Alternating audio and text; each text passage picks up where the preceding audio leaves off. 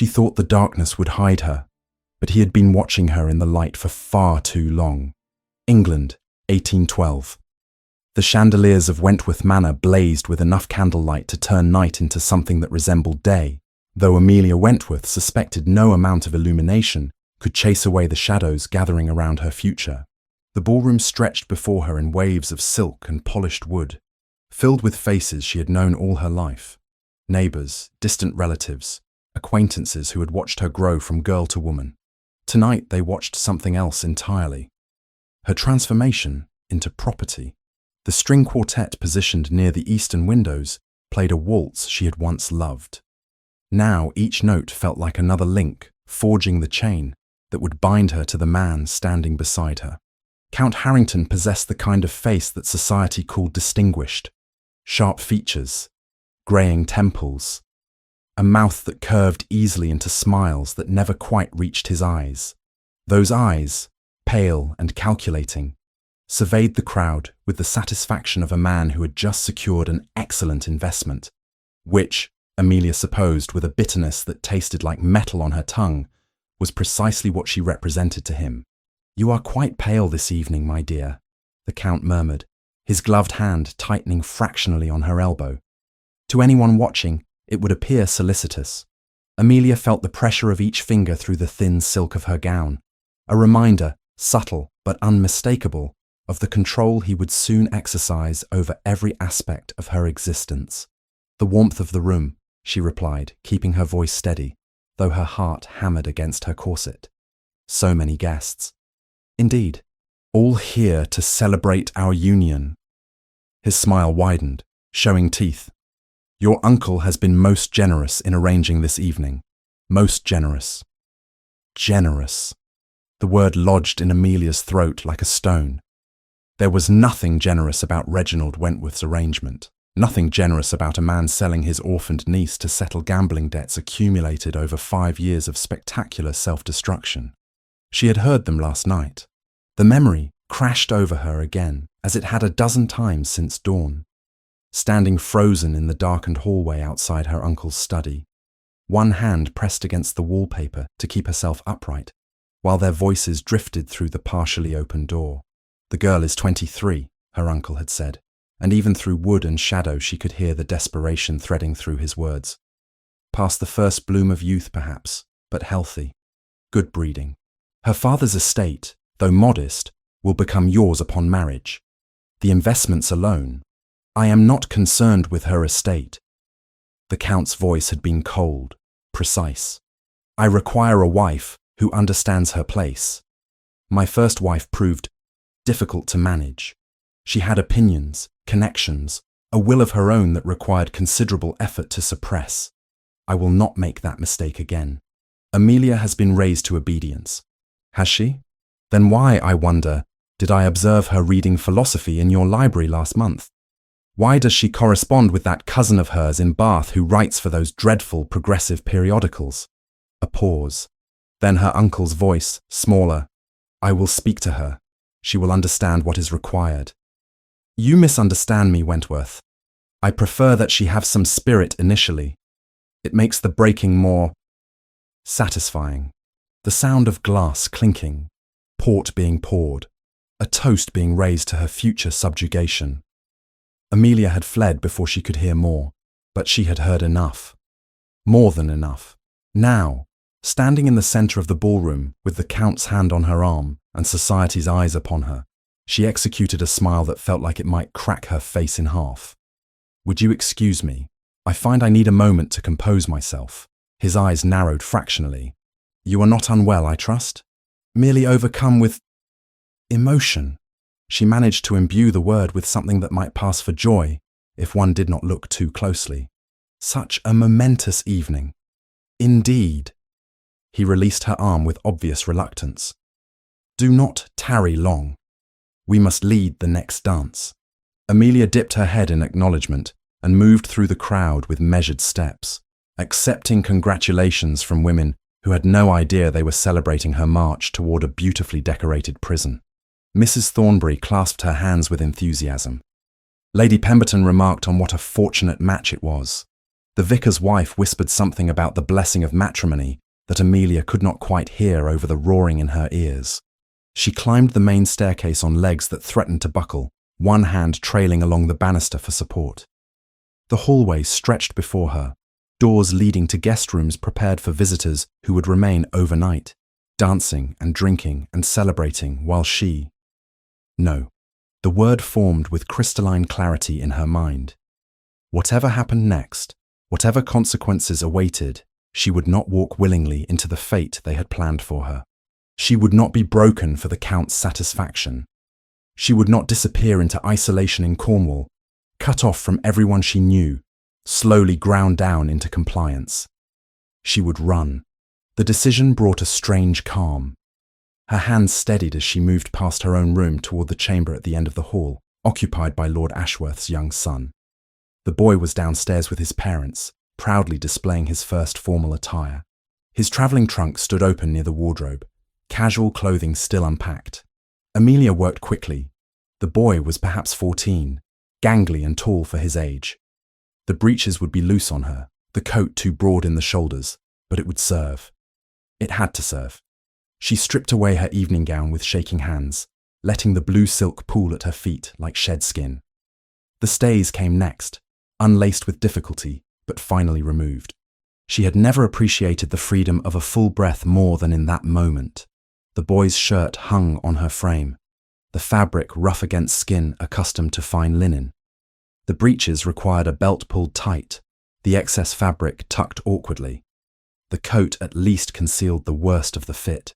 She bound her long blonde hair in a coil and shoved it beneath a cap she found at the bottom of the trunk. The mirror above the washstand reflected a figure that might pass for a young servant in dim light. Thin, pale, desperately dishevelled. She dampened her hands in the water basin and smeared dirt from the windowsill across her cheeks and jaw. The effect was transformative. Amelia Wentworth vanished, replaced by some nameless boy who might belong to any of the dozens of staff employed for the evening. She descended the servants' staircase on trembling legs, emerging into the controlled chaos of the kitchen, where additional help had been hired for the occasion. No one spared her a glance. She was invisible, exactly as intended. The strains of a new dance drifted through the walls. The musical performance her uncle had arranged as the centerpiece of the evening, a soprano brought from London at considerable expense. It would provide the perfect distraction. Every eye in the ballroom turned toward the stage erected near the windows. Amelia slipped through the rear door into the September night. The air hit her face cool and clean, carrying the scent of late-blooming roses from the garden. She moved quickly along the gravel path that led toward the stables, her borrowed boots crunching against stone loud enough to make her wince. Every shadow seemed to contain watchers.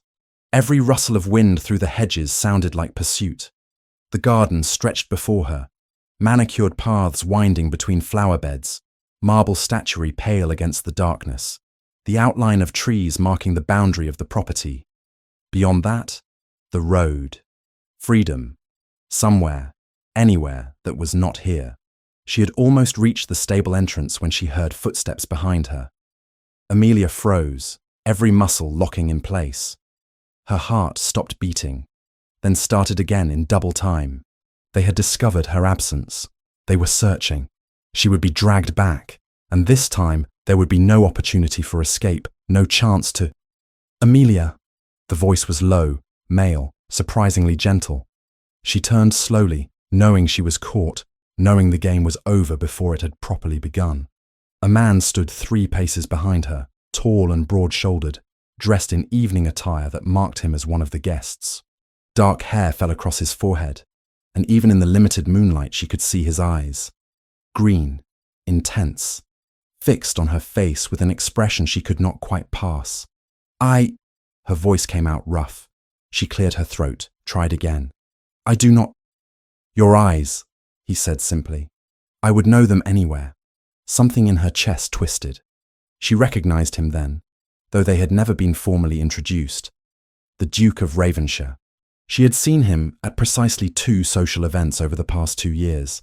A dinner at the estate of the Havertons 18 months ago, and a garden party last spring, where she had spent most of the afternoon attempting to avoid her uncle's increasingly insistent conversations about suitable matches.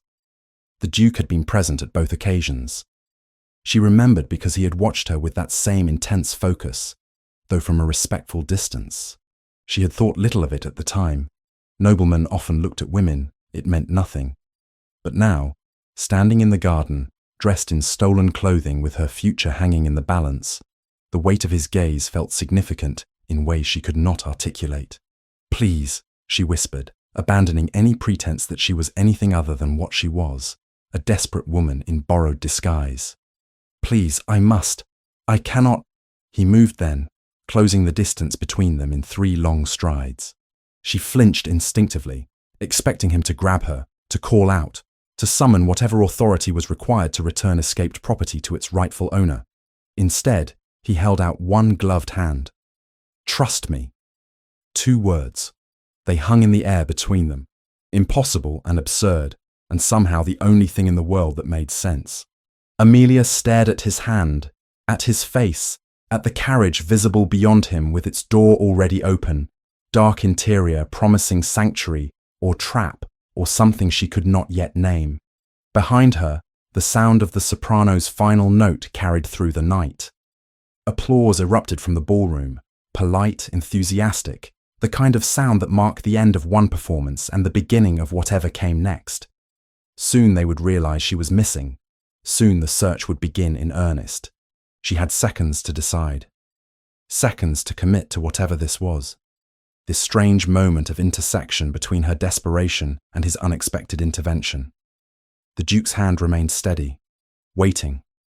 His expression held no threat, no calculation, only something that looked almost like understanding. Amelia took his hand. His fingers closed around hers, warm through the gloves, solid, real. He drew her toward the carriage with movements that suggested this had been planned, though she knew it could not have been. Nothing about this night had been planned beyond her own frantic improvisations. "Inside," he murmured, handing her up into the darkened interior. "Quickly!" She climbed in on shaking legs and collapsed onto the cushioned seat. The Duke followed, settling across from her, his frame filling the small space. He rapped twice on the ceiling. The carriage lurched into motion. Amelia pressed one hand against her mouth to stifle the sob that threatened to escape. They were moving, actually moving. The wheels beneath them rolled across gravel, then found the smoother surface of the drive. Through the window, she could see Wentworth Manor receding, all those candles blazing, all those people celebrating, all of them completely unaware that the bride had just vanished into the September night with a man she barely knew. "Where?" She stopped, tried again. "Where are we going?" The Duke leaned back against his seat, his face half-shadowed in the dim light filtering through the curtained windows. "Ravenshire Manor, my estate. You will be safe there." Safe. The word tasted foreign. "Why would you? How did you even know?" "I have spent 2 years watching you," he said quietly. 2 years observing the way you smile when you think no one is paying attention. The way that smile disappears the moment your uncle appears. The way you look at doorways as though calculating escape routes. The way you flinched tonight when the Count touched your arm. Heat flooded her face. Embarrassment, or something more complicated. "You had no right to." "No," he agreed.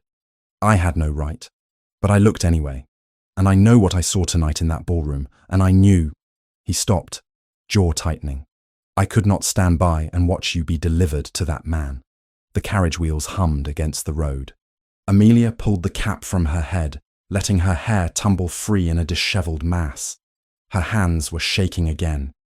"He will say you kidnapped me. The Count will accuse you of—" "Let him accuse."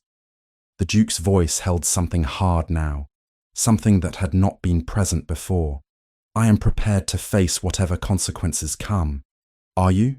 She met his eyes then, truly met them for the first time. Green in the darkness, steady and certain in ways that made her chest ache. "I do not know," she admitted. "I only knew I could not marry him. I could not." Her voice broke. She pressed her palm against her eyes, forcing back tears that threatened to overwhelm what remained of her composure. I heard them talking. Last night. The things he said about breaking. You do not have to explain. His voice gentled. Whatever he said, whatever he planned, it does not matter now. You are no longer within his reach. Until they find me. Until they force me back. They will not. The certainty in his voice made her look up. He was watching her with that same intense focus, as though she were a puzzle he was determined to solve, a problem that required his complete attention. You do not know what he is capable of, she said. What my uncle will do. There is money involved, debts that I know more than you might think. The Duke straightened slightly. The Count's first wife died 3 years ago. Fell down the stairs of their Cornwall estate, they said. Tragic accident. No witnesses except the household staff, all of whom swore she had been unsteady, prone to dizzy spells, that her death was regrettable but unsurprising. Amelia's breath caught. You think I think, the Duke said carefully, that I know several people who knew her well. I think she wrote letters to her sister in the months before her death, letters that described increasing isolation, restrictions on her movements, her correspondence monitored and controlled. I think she tried to leave once, and was brought back, and was never seen outside the estate again, until her body was carried out after the fall. The temperature in the carriage seemed to drop. Why did no one? She was his wife. He was her husband. The law gives men considerable latitude in the management of their households. His mouth twisted into something bitter. I have despised that man for 3 years. Tonight, when I saw you standing beside him with that look on your face, the same look I imagine she must have worn, I knew I could not let history repeat itself. Silence settled between them, broken only by the rhythmic sound of hoofbeats and wheels. Amelia studied the man across from her. This Duke who had watched her for 2 years, who had recognized her despite her disguise, who had offered rescue without hesitation or apparent expectation of reward. I do not understand, she said finally. Why would you risk so much for someone you barely know? Something flickered in his expression, there and gone too quickly for her to identify. Perhaps I'm tired of watching terrible things happen when I have the power to prevent them. Or perhaps... He stopped, seemed to reconsider. It does not matter why. What matters is that you are here, you are safe, and we have the rest of the night before we reach Ravenshire to determine what happens next. 3 hours. Amelia looked down at her borrowed clothing, her dirt-stained hands, the complete absence of any plan beyond the desperate need to escape. 3 hours before she had to face whatever consequences awaited. 3 hours before she had to decide whether she had traded one prison for another, or whether she had somehow, impossibly, found something different. The Duke settled back against his seat, giving her space, giving her silence. The carriage rolled on through the darkness, carrying them toward a future neither of them could yet see clearly. Amelia closed her eyes and let herself breathe. The carriage interior held the scent of leather and wood polish, familiar markers of wealth and privilege that felt strangely foreign to Amelia in her current state. She sat rigid against the cushioned seat, hyper-aware of the man across from her, the Duke of Ravenshire, whose name she knew, but whose character remained a mystery, written in shadows and moonlight filtering through curtained windows. The silence stretched between them, not quite comfortable, but not entirely hostile either. It possessed weight, substance, the quality of something that would eventually need to be addressed, but could, for this brief pocket of time, simply exist. Amelia's fingers worried at the rough fabric of her borrowed coat. Her mind churned through everything that had just happened, the flight, the disguise, the impossible moment when he had appeared in the garden and somehow, inexplicably, known exactly who she was beneath the dirt and masculine clothing. The questions multiplied faster than she could organize them into coherent thought. Finally, unable to bear the pressure of unspoken words any longer, she broke the quiet. How did you know? The Duke's gaze, which had been fixed on some point beyond the window, shifted to her face. In the dim light, his features appeared carved from stone. Strong jaw, straight nose, those unsettling green eyes that seemed to see more than they should. Know what, precisely? Do not toy with me. The words came out sharper than intended, edged with exhaustion and residual fear. The disguise. You saw through it immediately. I had dirt on my face. I was dressed as a boy. My hair was hidden, yet you called me by name without hesitation. A pause. She watched something flicker in his expression. Calculation, perhaps, or the weighing of how much truth to offer. When he finally spoke, his voice carried a quality she had not heard before, something almost vulnerable beneath the aristocratic polish. Your eyes, he said simply. I have spent considerable time memorizing them. Heat crept up her neck, flooding her cheeks. That is, you cannot simply... What do you mean you have spent time memorizing my eyes? That is a deeply inappropriate thing to say to a woman you barely know. I am aware. He did not look away, did not offer apology or deflection. Nevertheless, it is true. 2 years ago at the Haverton dinner, you were seated 3 places to my left. You wore a cream-coloured gown with green ribbons at the bodice. You spoke very little during the meal, but I watched the way your eyes changed when the conversation turned to subjects that interested you. They became brighter, more focused. When your uncle made some dismissive remark about women and education, they went flat, empty. You have perfected that particular transformation. I suspect it has served as armour. Amelia's breath caught in her throat. The memory surfaced with uncomfortable clarity. That dinner, that horrible dinner, where her uncle had drunk too much port and held forth on his opinions regarding the natural limitations of the female intellect. She had sat through it in silence because arguing would only make things worse, would only provide him with ammunition to use later when they were alone. She had thought no one noticed. She had believed her performance flawless. You watched me, she said slowly, at a dinner, 2 years ago, and at the Bellingham garden party last spring. You stood near the fountain for nearly half an hour, feeding the koi fish and speaking to them as though they might answer. You smiled then, a real smile, not the one you wear for society. I committed it to memory the same way one might commit a painting to memory before it is locked away where no one can see it. The carriage wheels hummed their steady rhythm. Amelia felt as though the ground had shifted beneath her, as though the rules governing reality had subtly rearranged themselves when she was not paying attention. Why would you do such a thing? Why would you watch a stranger with such intensity? His jaw tightened almost imperceptibly. You were not a stranger. Not after that first evening at the Havertons. I knew from the moment I saw you that... He stopped, seemed to redirect. I knew that I wanted to know more. So I paid attention. When you attended social events, I made certain to attend as well. I learned to recognize when you were present, even before I saw you. Some shift in the atmosphere, some quality to the room that changed when you entered it. That is madness.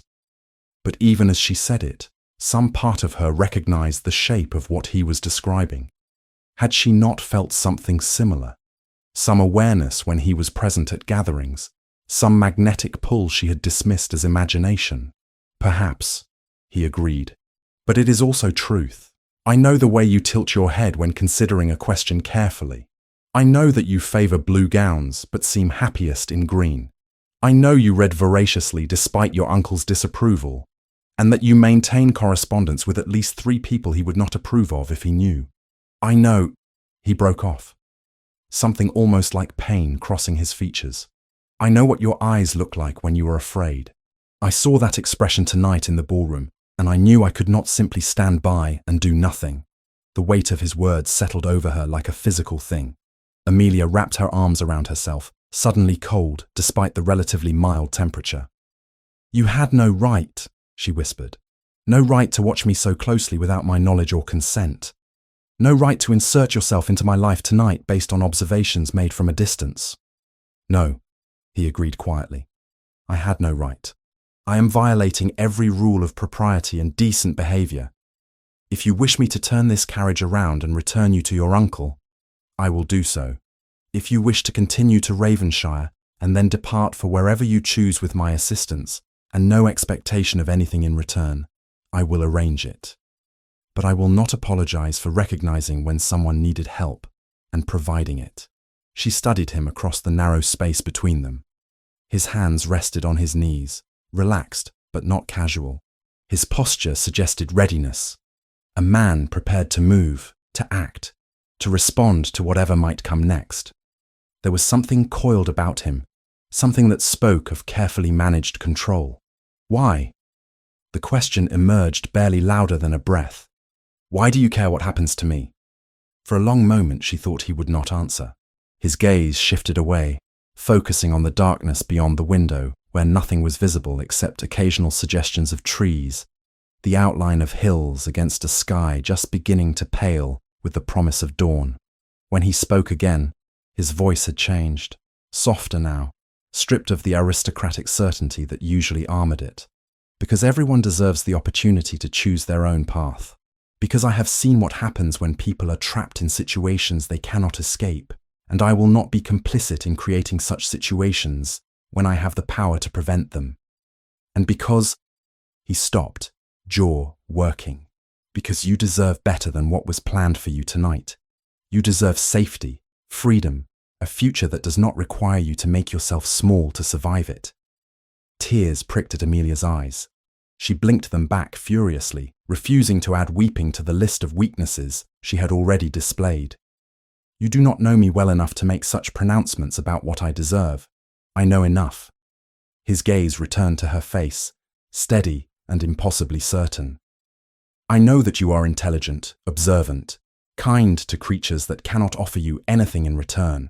I know that you have survived 5 years under your uncle's guardianship and maintained some essential core of yourself despite his best efforts to crush it. I know that when faced with an intolerable future, you had the courage to risk everything on a desperate escape attempt rather than accept what others had decided for you. That is enough. The carriage rounded a bend, wheels clattering over rougher road. Amelia braced herself against the movement, using the distraction to gather her scattered thoughts. Everything he said made a strange kind of sense while simultaneously feeling completely unreal. Dukes did not rescue desperate women on impulse. Men in general did not pay such careful attention to the inner lives of women they barely knew. The entire situation defied logic. Yet here she was, travelling through the pre-dawn darkness in a carriage, with a man who claimed to have memorized her eyes. What happens now? She asked finally. When we reach your estate, what exactly are you proposing? Safety, he said immediately. A place to rest and recover from tonight's ordeal. Time to consider your options without pressure or threat. My mother is in residence at Ravenshire. She will serve as chaperone and ensure your reputation remains as intact as possible, given the circumstances. My reputation? Amelia repeated, something almost like laughter bubbling up in her chest. I have just fled my own engagement ball dressed as a boy and departed in a strange man's carriage. I suspect my reputation is beyond salvaging. Perhaps. But we will do what we can to minimize the damage. He leaned forward slightly, intensity radiating from him. I will protect you, Amelia.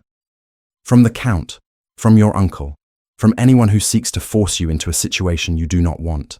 You have my word on that. She wanted to believe him. The desire was so strong it frightened her. This desperate need to trust someone, to accept the help being offered without question or reservation. But 5 years of living under her uncle's authority had taught her caution, had taught her that men who offered protection often expected payment in forms that were never explicitly discussed until it was too late to refuse. Why should I trust you? The question emerged blunt, almost harsh. You could be taking me somewhere worse than what I fled. You could have your own expectations, your own plans that you simply have not revealed yet. To her surprise, he smiled. A small, sad expression that transformed his features into something unexpectedly human. You should not trust me. Not blindly, at any rate. You should remain cautious and suspicious and ready to flee again if necessary. But I hope, he paused, choosing words carefully. I hope that over time, you will come to see that my intentions are genuine, that I want nothing from you except the knowledge that you are safe and free to determine your own future. The carriage began to slow. Amelia glanced out the window and saw the first true light of dawn beginning to paint the horizon in shades of pink and gold. Buildings materialized from the darkness.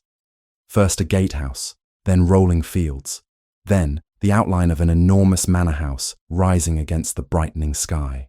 "Ravenshire Manor," the Duke said quietly. "We have arrived." The carriage rolled to a stop in front of a set of wide stone steps leading to an imposing front entrance. A servant appeared immediately, opening the carriage door and lowering the steps.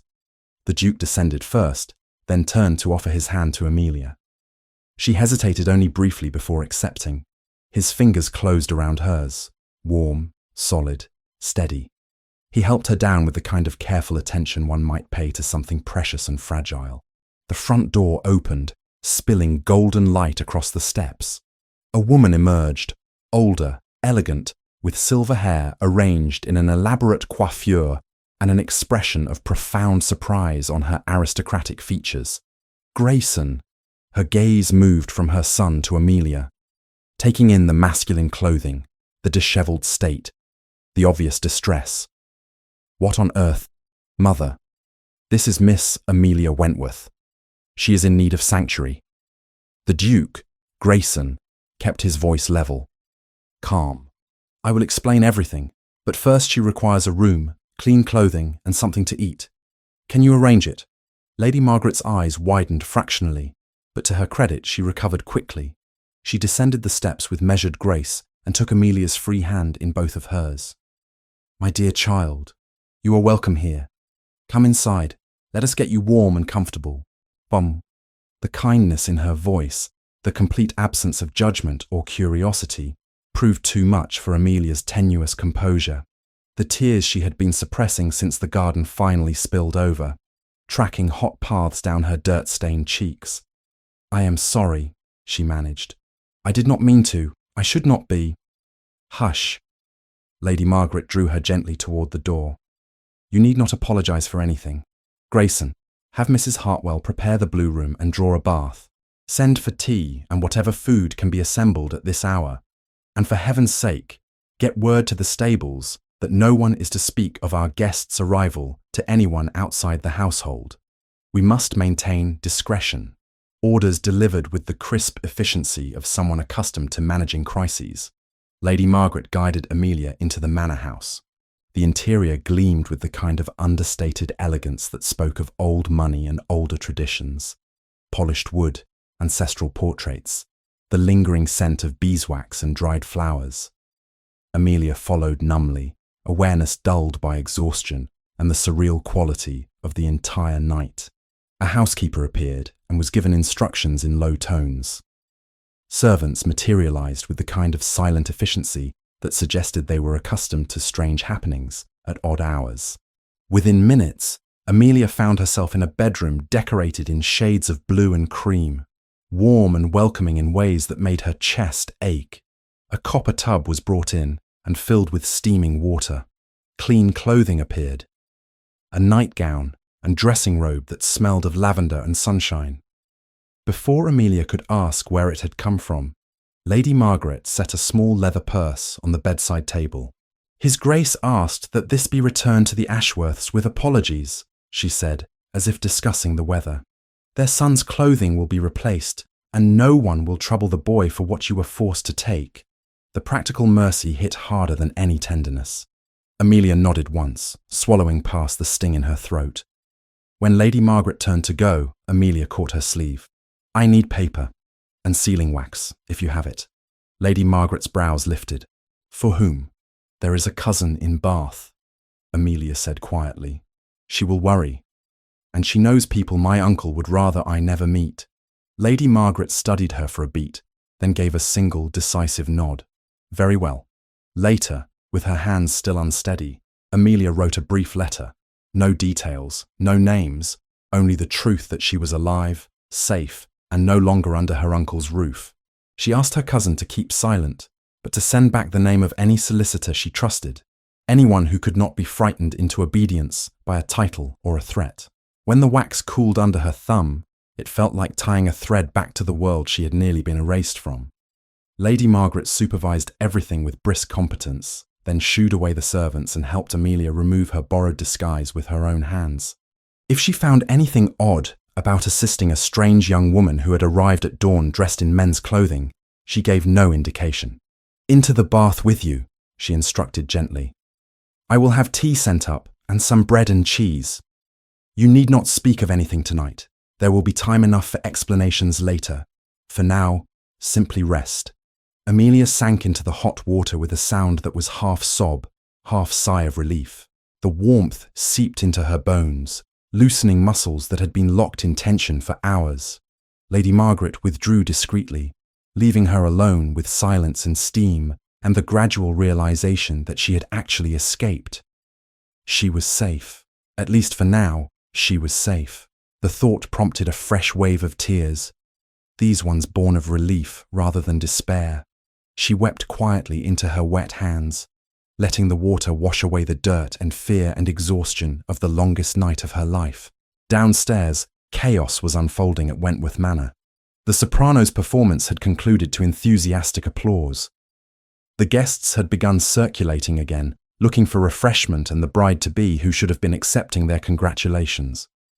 Minutes passed, then more minutes. Whispers began, quiet at first, then growing in volume and urgency. The Count's expression progressed from mild annoyance to active concern to something darker. He sent servants to search. They returned empty-handed, faces pale with the knowledge that they were about to deliver devastating news. "Gone," one of them stammered. "Her room is empty, my lord. Her gown is on the floor, but she is nowhere to be found." Reginald Wentworth's face went grey as ash. "That is impossible. She cannot simply disappear. Search again. Search every room. The boy's room at the end of the hall." A maid stepped forward, twisting her apron in nervous hands. "Lord Ashworth's son. His trunk has been disturbed. Clothing is missing." Understanding dawned slowly, like illness spreading through a crowd. Amelia had not simply vanished. She had disguised herself. She had fled. The Count's fury was a terrible thing to behold. He moved through the ballroom with deadly precision, questioning guests, interrogating servants, demanding to know who had seen anything, who had failed to stop this disaster from unfolding. Someone, a groom from the stables, remembered seeing a carriage depart during the musical performance. A fine carriage, dark-coloured, bearing what he thought might have been a ducal crest. "Whose carriage?" the Count demanded. "Which duke?" The groom stammered, uncertain. But Lady Thornbury, who prided herself on knowing every noble family's equipage, spoke up with unfortunate certainty.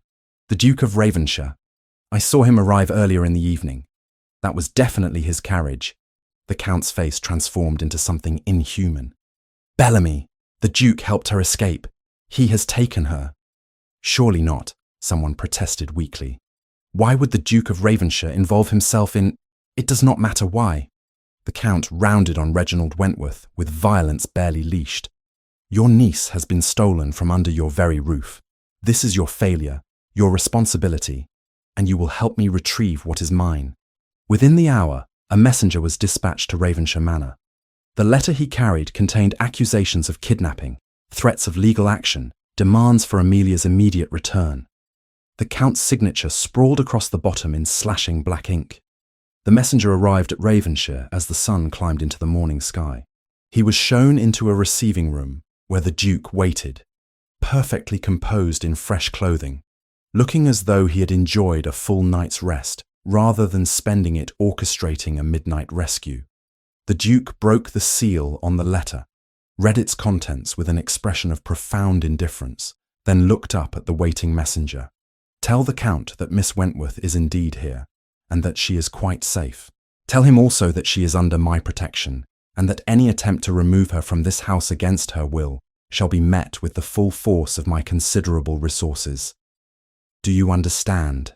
The messenger nodded, pale and nervous in the face of ducal authority. "Good. You may go." The man fled. The Duke stood alone in the receiving room, the Count's threats crumpled in his fist, and allowed himself one moment of doubt, one moment to question whether he had done the right thing, whether he had truly helped Amelia, or simply entangled her in a different kind of trap. Then he straightened his shoulders and went to inform his mother that they would shortly be receiving more unwelcome correspondence. The battle, it seemed, was only just beginning. Amelia woke to sunlight streaming through unfamiliar windows and, for one disoriented moment, could not remember where she was. Then memory returned in a rush. The flight, the Duke, the carriage ride through darkness, Lady Margaret's unexpected kindness. She pressed one hand against her chest, feeling her heart hammer beneath her palm, and forced herself to breathe slowly until the panic receded. The blue room looked different in daylight, cheerful, almost, with its cream-coloured walls and delicate furnishings. A dress had been laid out across the chair near the window, simple but well made, in a shade of grey that would be appropriate for morning wear. Someone had anticipated her needs before she was even awake. A knock sounded at the door. "Miss Wentworth, are you awake?" Lady Margaret's voice, warm and utterly lacking in judgment. Amelia called permission to enter, and the older woman appeared, carrying a tray laden with tea and toast.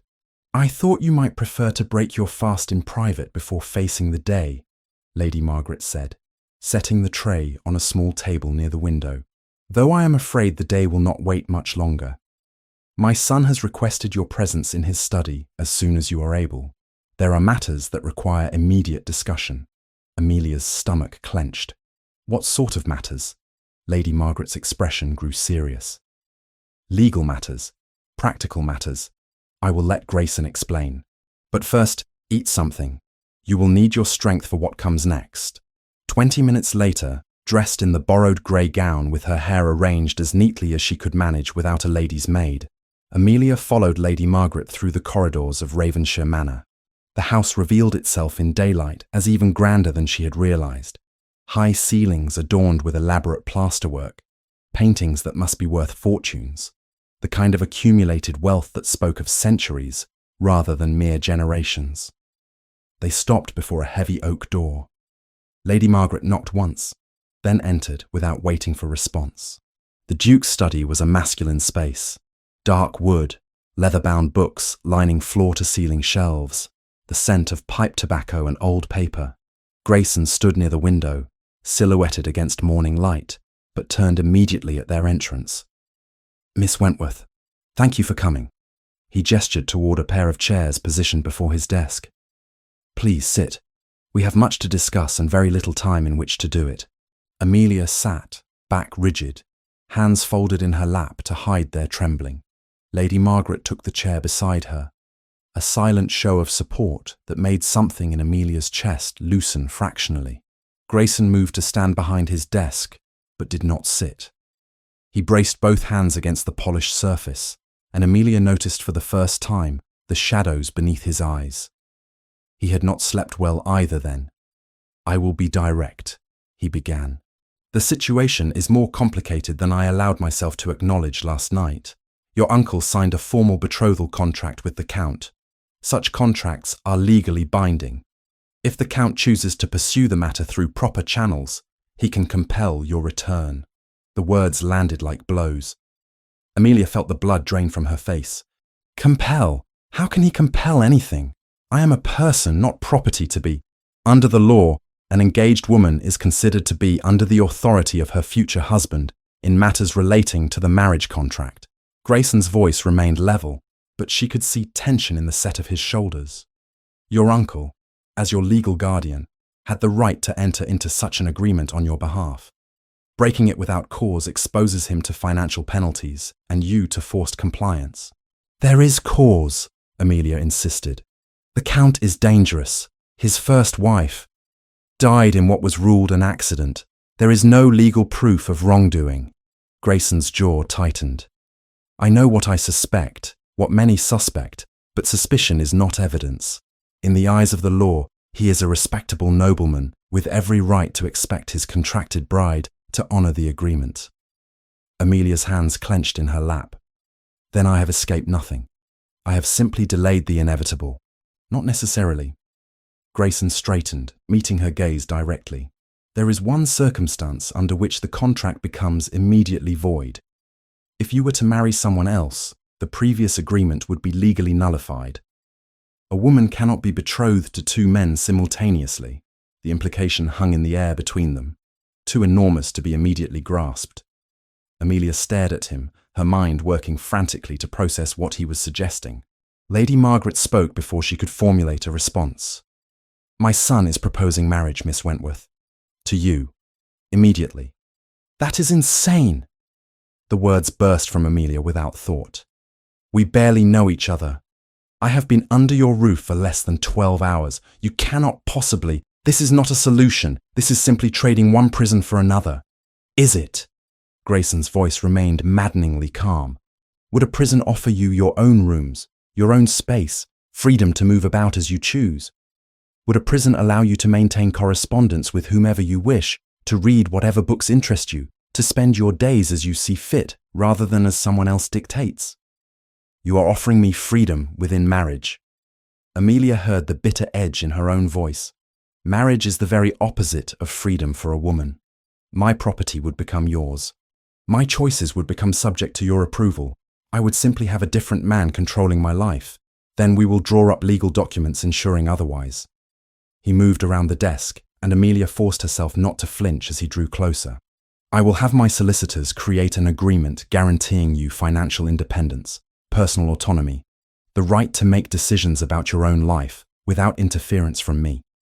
Whatever protections you require, I will provide them." Amelia shook her head, overwhelmed. Why would you do this? Why would you tie yourself to a stranger, encumber yourself with a wife you do not want, simply to— "Who says I do not want—" He stopped abruptly, jaw working. When he continued, his voice had changed, become softer. "I have been aware of you since the Haverton dinner, Miss Wentworth, long enough to recognize what your uncle has been doing to you, how you brace the moment his footsteps approach, how your breath catches as if your body expects punishment. Last night, I made a choice to intervene.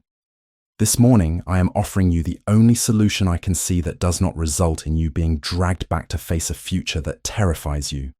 If you have a better alternative, I am listening." Silence fell. Amelia's mind raced through possibilities, searching desperately for some other option. She could run again. But where? She had no money of her own, no connections who would shelter her against her uncle's authority and the Count's pursuit. She could appeal to the courts, but on what grounds? The marriage contract was legal, properly executed, and would be upheld by any judge. "How much time do we have?" she asked finally. "The Count received my message yesterday afternoon. He knows you are here. He will certainly come, and he will bring magistrates or solicitors or whatever authority he requires to force the issue." Grayson returned to his desk, retrieved a letter that bore an official-looking seal. "I estimate we have perhaps 2 days before he arrives. The marriage would need to take place before then to be legally effective. 2 days. Amelia felt the walls closing in, the trap reforming around her in a different shape but no less confining. And what do you gain from this arrangement? You speak of what you will give me, what protections you will provide, but you have not addressed your own motivations. Men do not marry without reason. What is yours?" Lady Margaret made a small sound. Protest or warning, Amelia could not tell. But Grayson held up one hand, forestalling whatever his mother had been about to say. "You suspect I want your inheritance," he said quietly. It was not a question. It would be logical. My uncle certainly wanted access to it. The Count definitely did. Why should you be different? I am the Duke of Ravenshire. My annual income exceeds what your entire estate is worth several times over. He spoke without arrogance, simply stating fact. I have no financial need for marriage to anyone. What I have is a considerable surplus of resources and a profound distaste for watching people suffer when I possess the means to help them. If that makes me suspicious in your eyes, so be it. But I am telling you the truth. Then what do you want? She leaned forward, desperate to understand. There must be something. No one offers marriage with no expectation of return. His gaze held hers for a long moment. She saw something flicker in those green eyes. Pain, perhaps, or longing, or some emotion too complex to name. I want to know that you are safe. That is all. If that seems insufficient motivation to you, I cannot make it more comprehensible. Amelia wanted to believe him. The desire was so strong it frightened her. This need to accept his words at face value, to trust that his intentions were genuine. But 5 years of living under her uncle's authority, had taught her that trust was a luxury she could not afford. Lady Margaret spoke into the tense silence. "My son is telling you the truth, Miss Wentworth. He is many things. Stubborn, overly formal, somewhat obsessive in his habits, but he is not a liar. If he says he wants nothing beyond your safety and happiness, you may believe him." "How can I believe anyone?" Amelia's voice broke despite her best efforts to keep it steady. "How can I possibly make a decision of this magnitude based on promises from people I barely know?" "You cannot," Grayson agreed. "Not with certainty. You must take a leap of faith, trusting either that I am sincere or that the alternative is worse. I will not pretend this is an ideal situation. It is rushed and irregular and built on circumstances that should never have arisen. But it is the option available to us." Amelia closed her eyes, trying to think clearly through the panic clawing at her chest. Marriage to the Duke would at least prevent her return to the Count. It would give her the protection of his name, his status, his resources. If he honoured his promises about independence and autonomy, it might actually offer something resembling freedom. But if he did not honour those promises, she would be trapped far more completely than before. A duke's wife could not simply leave her husband. Divorce was nearly impossible, socially devastating even when technically available. She would be bound to him for life with no recourse if he proved cruel or controlling. "I need time," she whispered.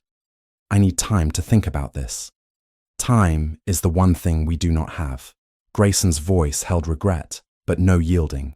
"The ceremony would need to take place tomorrow morning at the latest. Today, even, would be preferable." "Today?" Amelia's eyes flew open. "You expect me to marry you today?" "I expect nothing. I am offering you a choice, inadequate and rushed though it may be." He moved back around the desk, putting distance between them. "If you refuse, I will still protect you as best I can. I will use my influence to delay the Count's legal proceedings. I will provide you with funds to establish yourself elsewhere if you wish. I will do whatever is within my power to give you options. But I cannot prevent him from eventually exercising his legal rights to reclaim his contracted bride. Marriage is the only permanent solution." Lady Margaret reached over and took Amelia's hand in hers. The older woman's skin was soft, warm, her grip gentle but steadying. "No one can make this decision for you, my dear. But I will say this. My son has never brought a woman to this house before. He has never shown interest in marriage, despite considerable pressure to secure the succession. When he arrived with you yesterday, I saw something in his face I have not seen in years. Care. Genuine concern for another person's welfare. He may not be expressing himself with the poetry you deserve, but his intentions are sincere." Amelia looked between them, the Duke standing stiff and formal behind his desk, his mother seated beside her radiating calm certainty. Outside the window, birds sang in the gardens. Somewhere in the house, servants went about their daily tasks. The world continued its ordinary business, while she sat on the edge of a decision that would determine the entire course of her future. "If I agree," she said slowly, "I want your promise that you will honour the independence you spoke of, that you will not use the law's permission to control my choices, my movements, my correspondence, that you will treat me as a person rather than property. You have it. No hesitation, no qualification. I want those legal protections you mentioned. In writing, witnessed, and properly executed. My solicitor can draw them up by this afternoon. I want—" She stopped, trying to articulate the shapeless fear coiling in her gut. "I want to know that if this proves to be a mistake, if you prove to be different from what you claim, I will have recourse. Some way out." His expression softened fractionally. "I cannot offer you divorce, Miss Wentworth. The law does not permit it under these circumstances. But I can promise that if you ever wish to live separately from me, I will establish you in a household of your choosing with sufficient income to maintain yourself comfortably. You will never be forced to share my company if you find it unbearable." It was more than she had any right to expect, more than most women could even dream of negotiating. But it still felt like stepping off a cliff into darkness, trusting that something would catch her before she struck the ground. "How do I know you will keep these promises?" she asked. "Once we are married, you will have no legal obligation to honour any of this. You do not know. He met her gaze squarely. You must decide whether to trust me based on whatever evidence you can gather in the time available. I realize that is insufficient. I wish I could offer you more certainty, but this is the reality we face. Amelia looked down at her hands, still trembling despite her best efforts to control them. 2 days ago, she had been preparing for her wedding to the Count, resigned to a future of isolation and systematic destruction of her spirit. Yesterday, she had fled into the night with no plan beyond immediate escape. Today, she sat in a duke's study, being offered marriage to a man who claimed to want nothing beyond her safety. The situation was impossible, absurd, completely contrary to everything she had been taught about how the world worked. And yet the Duke had recognized her in the garden when anyone else would have seen only a frightened boy in borrowed clothes. He had opened his carriage door without questions or demands. His mother had welcomed her without judgment.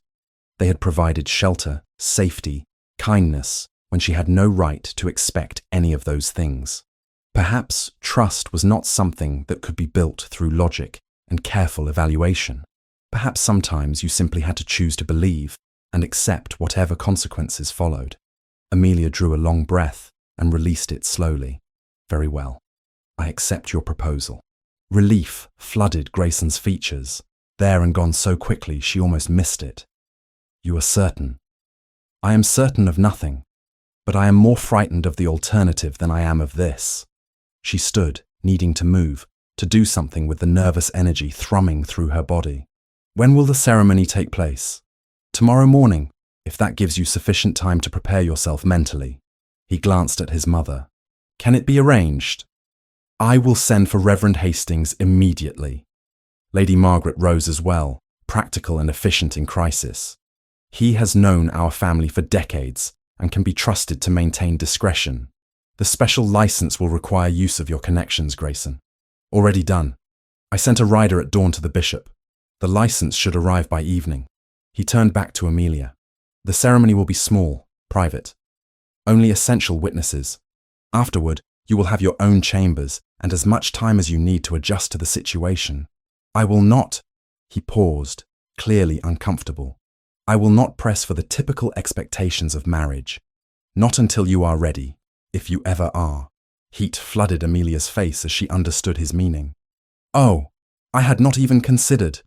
That is, thank you. The awkwardness was almost a relief, a reminder that both of them were floundering in unfamiliar territory, rather than following some carefully orchestrated plan. Lady Margaret cleared her throat delicately. Well then, I will see to the arrangements. Miss Wentworth, would you care to rest? You have had a trying few days. I do not think I could rest if I tried. Amelia wrapped her arms around herself. My mind will not quiet. Then perhaps a walk in the gardens.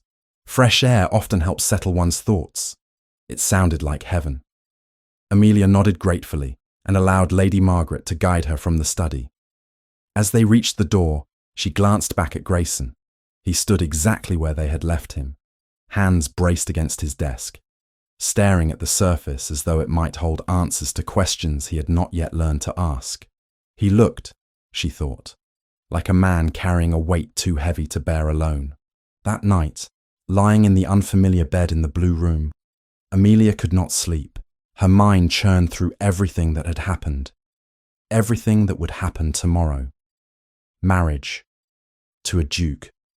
To a man she had spoken with precisely twice in her life. She rose finally and moved to the window, pulling back the curtain to look out over the moonlit gardens below, and froze. A figure walked alone through the shadows, tall, unmistakable even at this distance. The Duke, pacing the paths in the dead of night, like a man pursued by ghosts.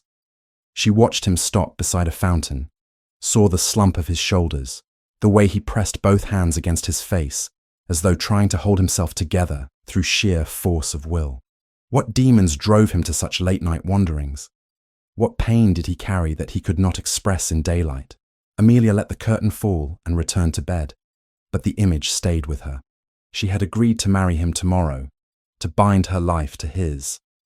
Perhaps she should learn what burdens he carried before she became responsible for sharing them. Morning arrived with pale sunlight filtering through the chapel windows casting patterns of coloured light across the stone floor. Amelia stood in the small antechamber adjacent to the family chapel at Ravenshire Manor, staring at her reflection in a tarnished mirror and trying to recognise the woman looking back at her. The dress Lady Margaret had procured, from where, Amelia had not asked, was simple, but elegant. Cream-coloured silk with delicate lace at the collar and cuffs, it fit well enough to suggest it had been altered overnight by someone with considerable skill. Her blonde hair had been arranged by one of the housemaids into a style that was simultaneously formal and understated, appropriate for a hasty wedding that must maintain at least the appearance of propriety. She looked like a bride. She felt like an imposter. "Are you ready, my dear?" Lady Margaret appeared in the doorway, her own dress a dignified dove grey that spoke of both celebration and caution. "Reverend Hastings is waiting, and Grayson is already in position. We need only your presence to begin." Amelia's hands trembled as she smoothed the silk over her hips. "I am as ready as I will ever be, I suppose." Lady Margaret crossed the small space and took both of Amelia's hands in hers. "I know this is not how you imagined your wedding day. I know you are frightened and uncertain, and you have every right to be. But I want you to know that you are not alone. Whatever happens after today, you have my support and my protection, as well as my son's." Tears pricked at Amelia's eyes. She blinked them back furiously, refusing to arrive at her own wedding with red eyes and tear-stained cheeks. "Why are you being so kind to me? You do not know me. I could be anyone. A fortune hunter, a liar, someone using your son for my own purposes." "You could be," Lady Margaret agreed calmly. "But I have lived 62 years on this earth, and I have learned to read people with some accuracy. You are many things, Miss Wentworth, but you are not mercenary. You are frightened, desperate, and brave beyond measure. That is enough for me." Before Amelia could formulate a response, Lady Margaret released her hands and stepped back. "Come. It is time." The chapel was small, intimate, designed for family worship rather than grand ceremonies. Morning light streamed through stained glass windows depicting various biblical scenes: Noah's Ark, the parting of the Red Sea, angels ascending into clouds of gold and crimson. The altar stood at the far end, simple and unadorned, except for 2 candles burning steadily in silver holders.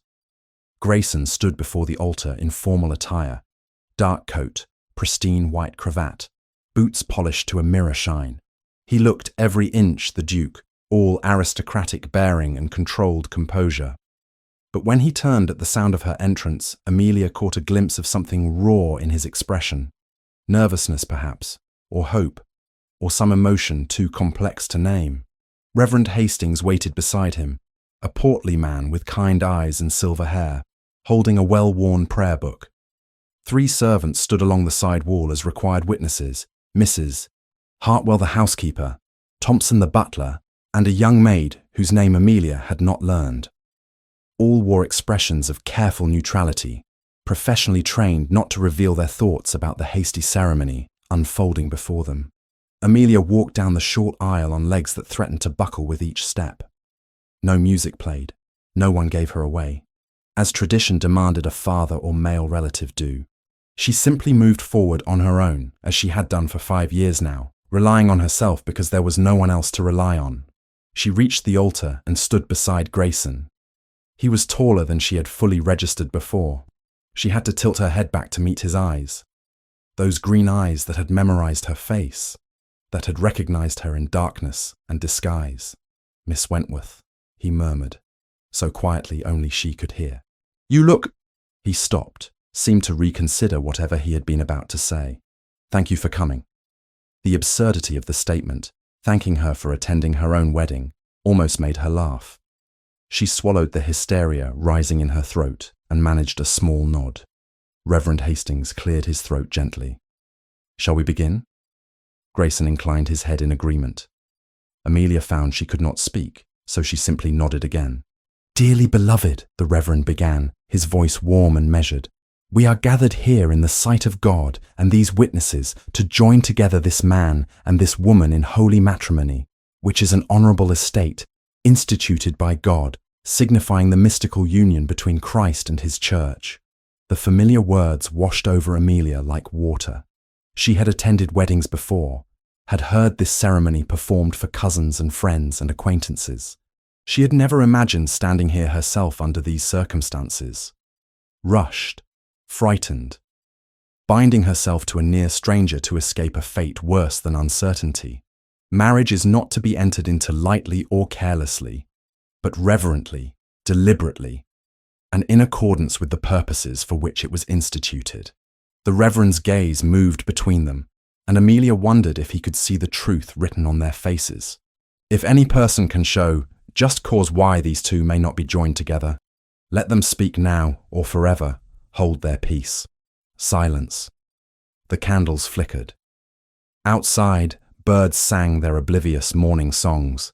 Grayson Alexander Bellamy, Duke of Ravenshire, will you have this woman to be your wedded wife, to live together after God's ordinance in the holy estate of matrimony? Will you love her, comfort her, honour and keep her in sickness and in health, and forsaking all others, keep yourself only unto her, so long as you both shall live? I will. His voice rang clear and certain, no hesitation, no doubt audible in the two simple words. The Reverend turned to Amelia. Amelia Catherine Wentworth, will you have this man to be your wedded husband, to live together after God's ordinance in the holy estate of matrimony? Will you obey him and serve him, love, honour, and keep him in sickness and in health, and forsaking all others? Keep yourself only unto him, so long as you both shall live. The word obey stuck in her throat like a bone. She opened her mouth, closed it, tried again. I will. The Reverend seemed satisfied. The ring, if you please.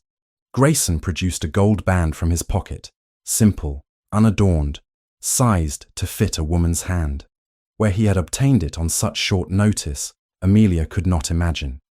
He took her left hand in his, and she felt the slight tremor in his fingers that suggested his composure was not as complete as it appeared. Repeat after me, the Reverend instructed. With this ring, I thee wed. With this ring, I thee wed. Grayson slid the band onto her finger. It fit perfectly, the metal warm from his pocket. With my body, I thee honour, and with all my worldly goods, I thee endow.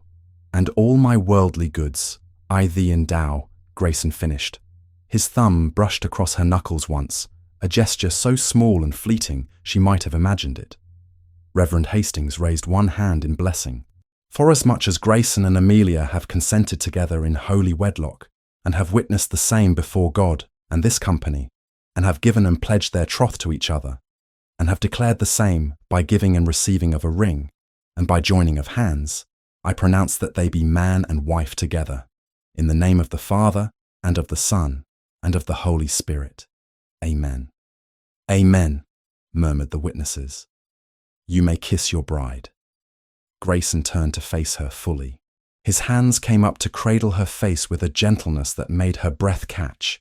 He leaned down slowly, giving her every opportunity to pull away, to refuse, to reject even this smallest intimacy. She did not move. His lips brushed against hers, warm, soft, gone almost before she could register the sensation. A kiss that spoke of respect rather than passion, of a promise made rather than desire expressed. When he pulled back, his eyes searched her face as though looking for some sign of what she was feeling. She had no idea what expression she wore. She felt numb, disconnected from her own body, as though she were watching this happen to someone else. It is done, he said quietly. You are the Duchess of Ravenshire now. The title sounded foreign, impossible. Yesterday she had been Amelia Wentworth, orphaned daughter of a minor viscount, living on the charity of an indifferent uncle. Today she was a duchess, married to one of the most powerful men in England, protected by a name that carried weight and influence she could barely comprehend. And yet she felt no different, still frightened, still uncertain, still wondering if she had made a terrible mistake. The witnesses approached to sign the register, their signatures lending legal weight to the ceremony just completed. Mrs. Hartwell congratulated them with professional warmth. Thompson bowed formally. The young maid simply looked overwhelmed by the entire proceeding. Lady Margaret embraced them both, her eyes suspiciously bright. Welcome to the family, my dear.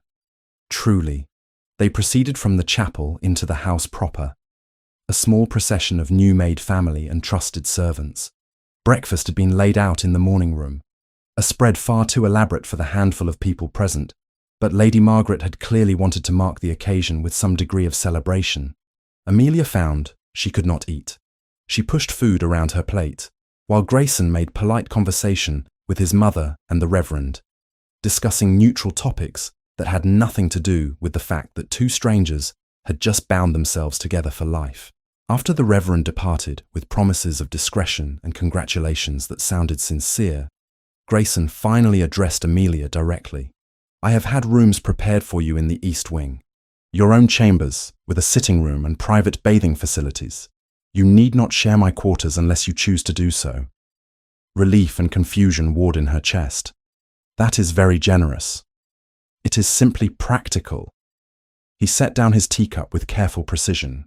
"I meant what I said yesterday about not pressing the typical expectations of marriage. You require time to adjust to this situation. I will not burden you with additional demands. And if I never adjust?" The question emerged before she could stop it. "If I never choose to share your quarters or fulfill the expectations you speak of?" His expression remained neutral, but she saw something flicker in his eyes.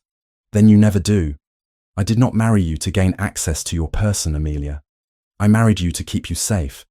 That remains my primary concern." Most men would consider that arrangement intolerable. Most men are fools. He rose from the table, tall and formal, and somehow lonely, despite being surrounded by people. "I will show you to your rooms. You should rest. The next few days will likely prove trying." The East Wing proved to be as comfortable as promised. The chambers he showed her to consisted of a spacious bedroom, decorated in shades of rose and cream, a sitting room with shelves already stocked with books, and a bathing room with modern plumbing that must have cost a fortune to install. A door connected to what he explained were his own chambers, but he assured her it locked from her side. "If you need anything, pull the bell cord, and someone will attend you immediately." He stood awkwardly in the doorway between sitting room and hallway, neither quite in nor out. "I have business to attend to this afternoon, correspondence and estate matters that require attention. But I will be available if you wish to speak with me." "Thank you." The words felt inadequate for everything he had done, everything he was doing. "For all of this. I know I have not expressed sufficient gratitude, but I appreciate." She stumbled over her own tongue, unable to articulate the complex tangle of emotions churning in her chest. "You need not thank me." He inclined his head in something almost like a bow. "You are my wife now. Your welfare is my responsibility and my privilege." He left before she could formulate a response, pulling the door closed behind him with a soft click that seemed to echo in the sudden silence. Amelia sank onto the cushioned bench near the window and stared at the ring on her finger. The Duchess of Ravenshire. The words did not feel real, did not settle into meaning, no matter how many times she repeated them in her mind. She was married. To a duke. To a man who claimed to want nothing from her except the knowledge that she was safe. Outside, storm clouds gathered on the horizon, dark and ominous. She watched them roll closer and wondered what they portended. 2 days passed in a strange suspension of reality. Amelia spent most of her time in her chambers, venturing out only for meals that remained awkward and formal, despite Lady Margaret's best efforts at normal conversation. Grayson treated her with unfailing courtesy, asked after her comfort, ensured she had everything she required, and maintained a careful physical distance that should have been reassuring, but somehow felt like rejection. She was beginning to adjust to the rhythm of the household, to the quiet luxury of having her needs anticipated before she voiced them. When the storm finally broke, Thompson appeared at the door to the drawing room, where Amelia sat attempting to read, while Lady Margaret worked at her embroidery. His expression was grave. "Your Grace, there are visitors. The Count Harrington has arrived with several companions. They are demanding an audience." Amelia's book slipped from nerveless fingers. Lady Margaret set aside her needlework with careful precision, her face betraying no emotion. "Where is my son?" "In his study, my lady. He has requested that her Grace join him in the main hall immediately." "The main hall? Public space, formal space, designed to impress and intimidate visitors. Amelia understood the strategic choice even through her rising panic. She descended the grand staircase on shaking legs, her hand gripping the banister for support. Lady Margaret walked beside her, a solid presence that helped anchor her to the moment. Below, she could see Grayson standing in the center of the hall, perfectly composed, dressed in formal attire that emphasized his status and authority. Beyond him, visible through the open front doors, stood the Count Harrington. He looked exactly as Amelia remembered, sharp-featured, coldly furious, radiating barely contained violence. Behind him stood several men in official-looking dress, carrying documents and wearing expressions of discomfort at being involved in whatever drama was unfolding. And beside the Count, pale and sweating, despite the cool afternoon air, stood Uncle Reginald. Amelia's step faltered. Lady Margaret's hand pressed gently against the small of her back, urging her forward. She descended the remaining stairs with her head held high, drawing on reserves of courage she had not known she possessed. Grayson turned at her approach. Something in his expression softened fractionally when he saw her, though his voice remained level. "Gentlemen, may I present my wife, the Duchess of Ravenshire?" The words landed like cannon fire, the Count's face contorted with rage. Uncle Reginald made a strangled sound. One of the officials looked between them with dawning understanding. "Your wife." The Count's voice dripped venom. "You have married her. You kidnapped my betrothed and forced her into marriage." "I kidnapped no one." Grayson's tone remained infuriatingly calm. "Miss Wentworth, now Her Grace the Duchess, came to me seeking protection from a betrothal she entered under duress. I provided that protection in the form most likely to ensure her continued safety. Our marriage is entirely legal and properly executed." "Legal?" The Count took a step forward, only to be blocked by one of the officials. "There is nothing legal about this travesty. The girl was promised to me. A contract was signed. You have stolen what is rightfully mine. I am not property to be stolen." Amelia's voice emerged stronger than she had expected. Every eye in the hall turned to her. "I was not consulted about the betrothal contract. I did not consent to marry you. I fled because I had no other choice." "Fled?" Uncle Reginald finally found his voice. "You ungrateful child, after everything I did for you, providing you shelter and support for 5 years. Everything you did." The words burst from Amelia with accumulated fury. "You provided me with the minimum required to maintain appearances while you squandered my inheritance on gambling and drink. You sold me to the Count to settle your debts. You cared nothing for my welfare, only for what I could provide you." Her uncle's face flushed dark red. "How dare you speak to me in such a manner?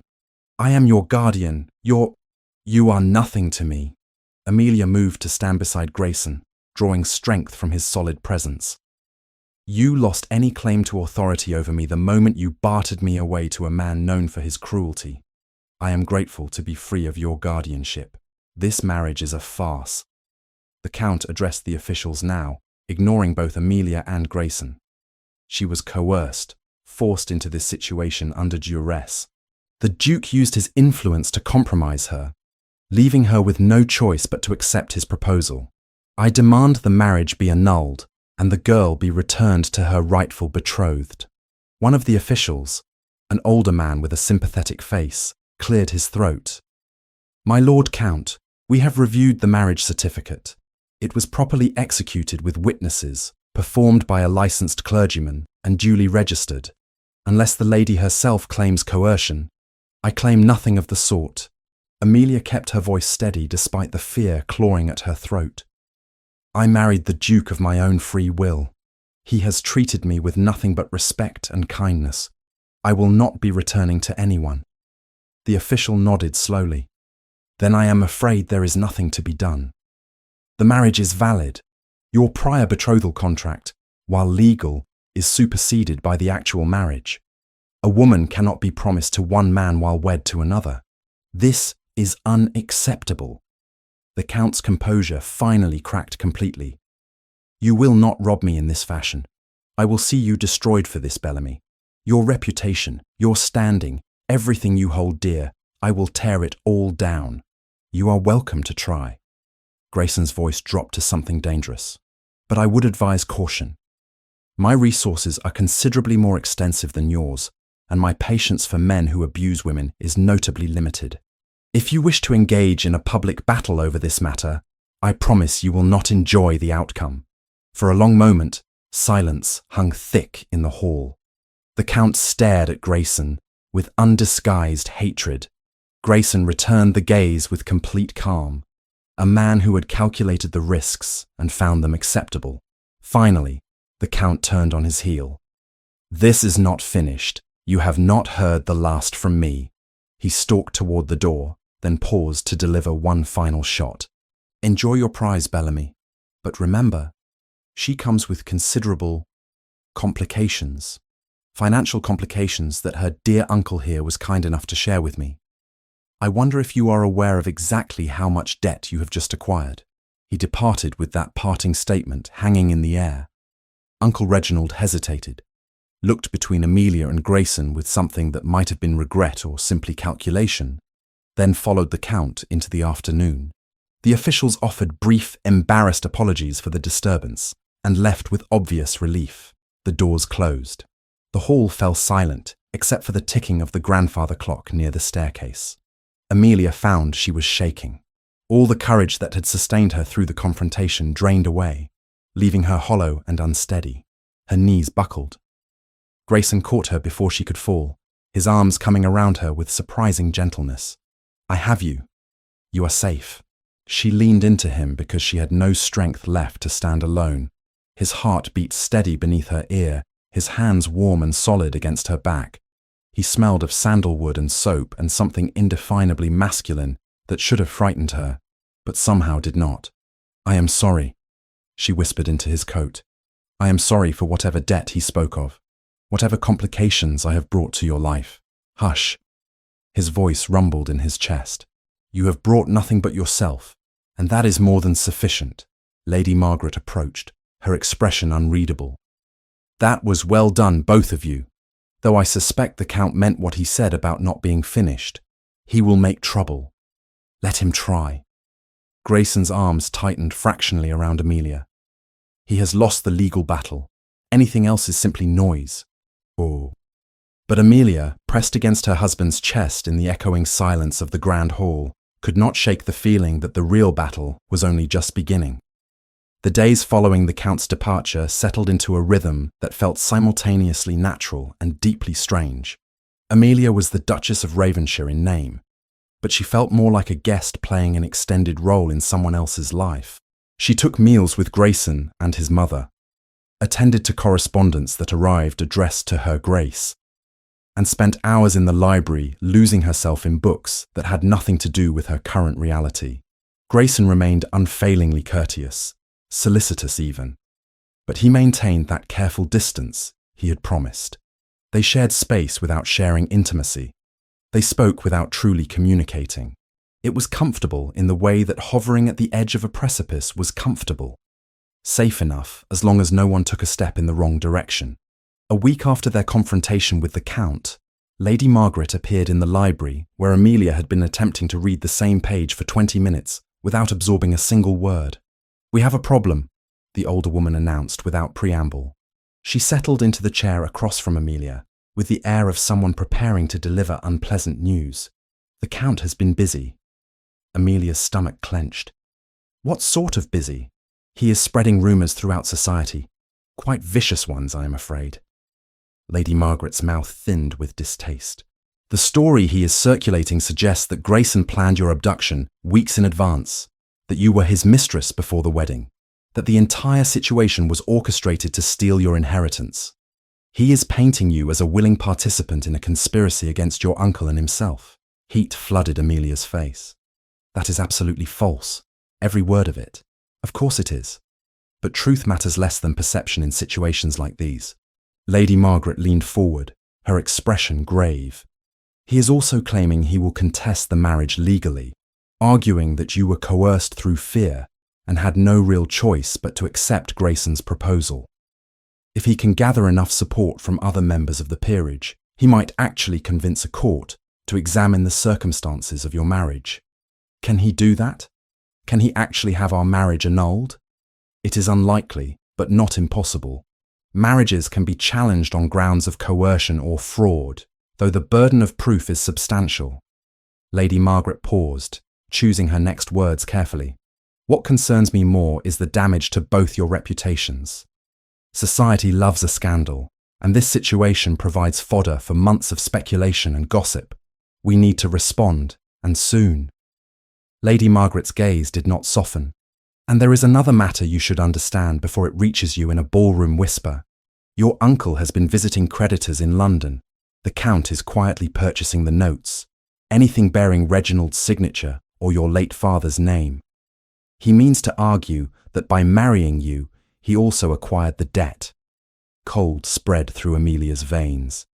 But those debts are not mine. No. Lady Margaret's mouth tightened with satisfaction. And our solicitor agrees. A letter arrived this morning from your cousin in Bath, the one your uncle despises. She has already placed us in contact with counsel who owes her a favour. We have copies of the papers Reginald tried to force you to sign, and we will meet any creditor with proof that the obligation is his alone. If the Count insists on pressing it, we will let him explain to a judge why he is funding another man's fraud. As if summoned by the conversation, Grayson appeared in the library doorway. He had clearly just come from riding. His hair was windblown, his colour high from exercise. He looked more relaxed than Amelia had yet seen him, though that relaxation vanished the moment he registered his mother's expression. What has happened? Lady Margaret summarised the situation with efficient brevity.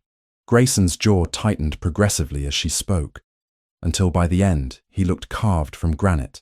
He is attempting to destroy us socially, because he cannot touch us legally, he said flatly. Classic strategy for a man with more pride than sense. The question is how we respond. Lady Margaret glanced between them. We cannot simply ignore the rumours. Silence will be interpreted as guilt. Then we appear together publicly. Grayson moved into the room, his presence somehow filling the space in a way that made it feel smaller. We present ourselves as a happily married couple, and dare anyone to suggest otherwise to our faces. The Havenford ball, Lady Margaret said immediately. 2 weeks from now, every family of consequence will be in attendance. It would be the perfect venue. Amelia's chest tightened at the thought. You want us to attend a ball? To parade ourselves before society, while everyone whispers about us? I want us to show them that we have nothing to hide and nothing to be ashamed of. Grayson's gaze fixed on her face with that unsettling intensity she was beginning to recognise. But I will not force you. If the prospect is too daunting, we will find another way. She wanted to refuse. The idea of walking into a ballroom full of hostile, judgmental aristocrats while pretending everything was perfectly normal made her want to flee back to her chambers and never emerge. But she thought of the Count's smug face, of her uncle's calculating expression, of all the people who had dismissed her or ignored her or treated her as though she had no value beyond what she could provide them. We will attend, she heard herself say. I will not hide. Something that might have been pride flashed in Grayson's eyes. Then we should prepare. You will need appropriate attire, and we should practice dancing together. It would look odd if we appeared awkward with each other. I will see to the dress, Lady Margaret said, already standing. Mrs. Hartwell can recommend a seamstress who works quickly. You two should use the time to become more comfortable in each other's presence. The ton can smell discomfort from across a ballroom. She departed with the efficiency of a general marshalling troops, leaving Amelia and Grayson alone in the library. The silence stretched between them, not quite awkward, but weighted with unspoken things. There is another matter we need to address, Grayson said finally. He moved to the desk near the window and retrieved a folder of documents. I have had my solicitors draw up papers regarding your inheritance. The Count mentioned financial complications. I thought it prudent to clarify the actual state of affairs. Amelia accepted the folder with trembling hands. The top document bore impressive official seals and dense legal language that made her eyes cross. I do not understand half of what this says. The summary is simple. Your father's estate, while modest, was properly managed and has generated reasonable income over the 5 years since his death. Your uncle had control as your guardian, but he was required by law to preserve the principal and provide you with accounting. He did neither. Cold realization settled in Amelia's stomach. He spent it. All of it. Not quite all. There is still property, 2 small estates in Yorkshire, that generate rental income. But the liquid assets, the investments, the portions that should have been available for your dowry, yes, he spent those. Primarily on gambling debts and maintaining a lifestyle well beyond his actual means. So, I bring nothing to this marriage except scandal and debt. The words tasted bitter. You bring yourself, which is considerably more valuable than money. Grayson gestured to the documents. And these papers transfer full control of your remaining assets back to you. Under normal circumstances, everything you own would become mine upon marriage. I am formally renouncing that right and establishing you as an independent property holder. Amelia stared at him. That is, men do not do that. Husbands control their wives' property. It is the law. The law permits it. It does not require it. He met her gaze steadily. I told you I had no interest in your inheritance. I am proving it. Those estates are yours, to manage or sell or do with as you please. The income they generate will be paid directly to you. I want no part of it. Why? The question burst from her. Why would you deliberately give up rights that every other man would claim without hesitation? His expression shifted, became something softer and more vulnerable than she had yet seen. Because I need you to trust me. Because I need you to understand that I did not marry you for financial gain, or social advantage, or any of the mercenary reasons you might suspect. I married you because... He stopped, jaw working. Because I could not stand by and do nothing. And if giving you financial independence helps you believe that, then the sacrifice is insignificant. The documents felt suddenly heavy in her hands, weighted with implications she was only beginning to understand. I do not know what to say. You need not say anything. Simply know that you have options. If you decide tomorrow that you wish to leave, you have the means to support yourself. You are not trapped here. He left before she could formulate a response, striding from the library with that same controlled grace he applied to everything. Amelia sat alone, surrounded by law books and afternoon sunlight, holding papers that represented freedom she had never expected to possess. The following days blurred together in preparation for the Havenford ball. A seamstress arrived and measured Amelia for a gown suitable for her new station. Lady Margaret provided guidance on what jewellery would be appropriate, which topics of conversation to pursue or avoid, how to deflect questions about the hasty marriage without appearing defensive. And every afternoon, Amelia and Grayson met in the ballroom to practice dancing. The ballroom at Ravenshire Manor was magnificent, even empty, polished floors that gleamed like glass, crystal chandeliers that would blaze with candlelight during actual entertainments, mirrors lining one wall to create the illusion of infinite space. A piano stood in the corner, played by a patient musician who had been engaged specifically to provide accompaniment for their practice sessions. The first time Grayson took her hand to demonstrate the proper waltz position, Amelia felt the contact like an electric shock. His palm against hers, his other hand settling at her waist. The sudden proximity of his body, it overwhelmed her senses in ways she had not anticipated. You are stiff as a board, he observed, though his tone held no criticism. If we appear this uncomfortable together at the ball, we will simply confirm the Count's accusations. I am not accustomed to being touched. The admission emerged before she could stop it. Something flickered in his expression, pain, perhaps, or anger on her behalf. I know. But you must at least appear comfortable with my touch, even if the reality is otherwise. Can you try? She forced herself to breathe, to relax muscles that wanted to remain locked in defensive tension. His hand at her waist was warm, his grip on her hand firm but not restrictive.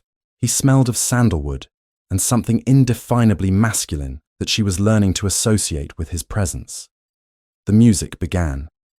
They moved together in the basic steps of the waltz, 1, 2, 3, 1, 2, 3, circling the empty ballroom in a pattern as old as formal dancing itself. At first, Amelia focused entirely on her feet, terrified of stepping on him or losing the rhythm. But gradually, As they repeated the sequence again and again, she found herself relaxing into the movement. He was an excellent dancer, smooth, confident, able to lead without forcing. She felt herself responding to the subtle pressure of his hand, the gentle guidance that communicated direction without words. Her body learned to anticipate his movements, to flow with him rather than against him. "Better," he murmured after several minutes. "Much better. You have natural grace when you allow yourself to simply move rather than overthinking." Heat flooded her cheeks at the compliment. She risked glancing up at his face and found him watching her with an expression she could not quite decipher. Intent, certainly, but something else beneath that. Something that made her breath catch. They practiced daily, sometimes for hours. The physical proximity that had initially felt threatening gradually became familiar. She learned the rhythm of his breathing, the warmth of his hand through her dress, the way he unconsciously adjusted his pace to accommodate her shorter legs. She learned that his hands trembled slightly when he first touched her, though he controlled it quickly. She learned that he smelled different after riding, sweat and horse and wind mixing with his usual scent in ways that were surprisingly pleasant. And the evening conversations over dinner, previously stilted and formal, began to evolve into something approaching genuine dialogue. Lady Margaret skillfully drew them both out, asking questions about books they were reading, opinions on current political developments, memories of childhood that revealed more than any straightforward biography. Amelia discovered that Grayson had a wry sense of humour buried beneath his aristocratic composure, that he had strong opinions about parliamentary reform and the treatment of the working poor, that he had lost his father at 16 and spent the subsequent years learning to manage a dukedom for which he felt perpetually unprepared, that he read philosophy and poetry in equal measure and could quote Wordsworth from memory. She found herself looking forward to dinner, to the conversations that stretched long into the evening as they sat over wine and talked about everything except the strange situation they found themselves in. It was during one such evening that Lady Margaret excused herself early, claiming fatigue, and left them alone at the table. Amelia suspected deliberate strategy, but could not quite bring herself to mind. "I should retire as well," she said, though she made no move to rise. "Or you could stay." Grayson refilled her wineglass without asking permission. "There is something I have been wanting to show you, if you are amenable." Curiosity overrode caution. "Show me what?" He stood and offered his hand. She took it without the hesitation that would have characterized the gesture a week earlier. He led her from the dining room, through corridors she was beginning to recognize, to a part of the house she had not yet explored. They stopped before a door that proved to open onto a library, not the main library where she spent her days, but a smaller, more intimate space lined with books and dominated by a large desk covered in papers. "My private study," Grayson explained. "I come here when I need to think without interruption." Amelia looked around, taking in the details that spoke of the man behind the ducal title. Books stacked haphazardly on every surface. Correspondence in neat piles organized by some system she could not immediately discern. A half-finished chess game set up on a side table. And on the desk near the window, a leather-bound book that looked different from the others. Personal rather than practical. She moved toward it before thinking, drawn by curiosity she did not fully understand. Her fingers had just brushed the leather cover when Grayson spoke. "Wait." She froze, hand hovering over the book. "What is it?" "A journal of sorts, sketches mostly." He crossed to stand beside her, his proximity making her hyper-aware of him. "I should warn you, the contents are somewhat personal." "Then perhaps I should not—" "No." He picked up the book and held it out to her. "I want you to see. I need you to understand." She opened the cover with trembling hands. The first page held a date from 2 years ago, just before the Haverton dinner, and beneath the date, a sketch executed in careful detail. It was her face. She turned the page. Another sketch, this one showing her from a different angle, and another. Page after page of drawings, all of her, executed with an artist's attention to detail. Her eyes in close focus. Her profile as she read. Her hands holding a teacup. her hair catching sunlight. A dozen studies, 24, more. The dates progressed chronologically, documenting 2 years of observation. The most recent entries were from the night of her escape, rough sketches that suggested they had been drawn from memory in the hours after bringing her to Ravenshire. Amelia's hands shook so badly she nearly dropped the journal. "You drew all of these?" "I am not particularly skilled, but I needed some way to remember." His voice had gone rough. "After that first dinner, I could not stop thinking about you. About the contrast between the woman I glimpsed in unguarded moments and the mask you wore for your uncle. I started attending events I knew you would be at, just for the chance to observe you. And afterward, I would come here and try to capture what I had seen." She turned another page and found more than just sketches. Words filled the margins in tight, controlled handwriting. Observations, impressions, fragments of thought that revealed the depth of attention he had been paying. Amelia laughed at something Lady Pemberton said today. I have never heard her laugh before. It transforms her entire face. Noticed Amelia flinching when her uncle touched her arm. He was not rough, but she reacted as though expecting pain. What has he done to make her so wary? Saw Amelia reading alone in the garden. She looked peaceful for the first time since I have known her. I wish I could give her reason to look like that always. The entries went on and on, a catalogue of stolen moments and careful observation. The portrait they painted was devastating in its tenderness. A man slowly falling in love with a woman he could not approach, documenting his feelings in private because he had no other outlet. Tears blurred Amelia's vision. She blinked them back, but more came, spilling hot down her cheeks. "You barely knew me. I knew enough." He took the journal from her hands and set it aside gently. "I knew that you were kind and intelligent and far stronger than anyone gave you credit for. I knew that you deserved better than what life had given you. And I knew—" His voice broke slightly. "I knew that if I ever had the chance to help you, I would take it, regardless of cost." "Why?" The question came out as barely a whisper. "Why would you care so much about someone who was nothing to you? You were never nothing to me." He raised one hand as though to touch her face, then stopped, letting it fall back to his side. "From the first moment I saw you, you were everything." The confession hung between them, enormous and impossible to ignore. Amelia stared at him through tears she could no longer control, seeing him clearly for perhaps the first time. Not the Duke of Ravenshire with all his power and privilege, just a man who had fallen in love, quietly, desperately, with no expectation that his feelings would ever be returned. "I do not know what to do with this information," she admitted. "You do not need to do anything." He stepped back, giving her space. "I am not telling you this to create obligation or expectation. I am telling you because I need you to understand that everything I have done has been motivated by genuine care. Not strategy, not obligation, not any of the cynical calculations you might suspect. Just," he gestured helplessly, "just this. These drawings and these words and 2 years of wanting to protect someone who did not even know I existed." Amelia picked up the journal again, holding it carefully as though it might shatter. "May I keep this, to look at properly?" "It is yours.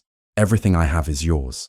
She left his study, clutching the leather-bound journal to her chest, her mind spinning with revelation. In her chambers, she spent half the night going through page after page, reading his observations, studying the drawings that showed her through his eyes.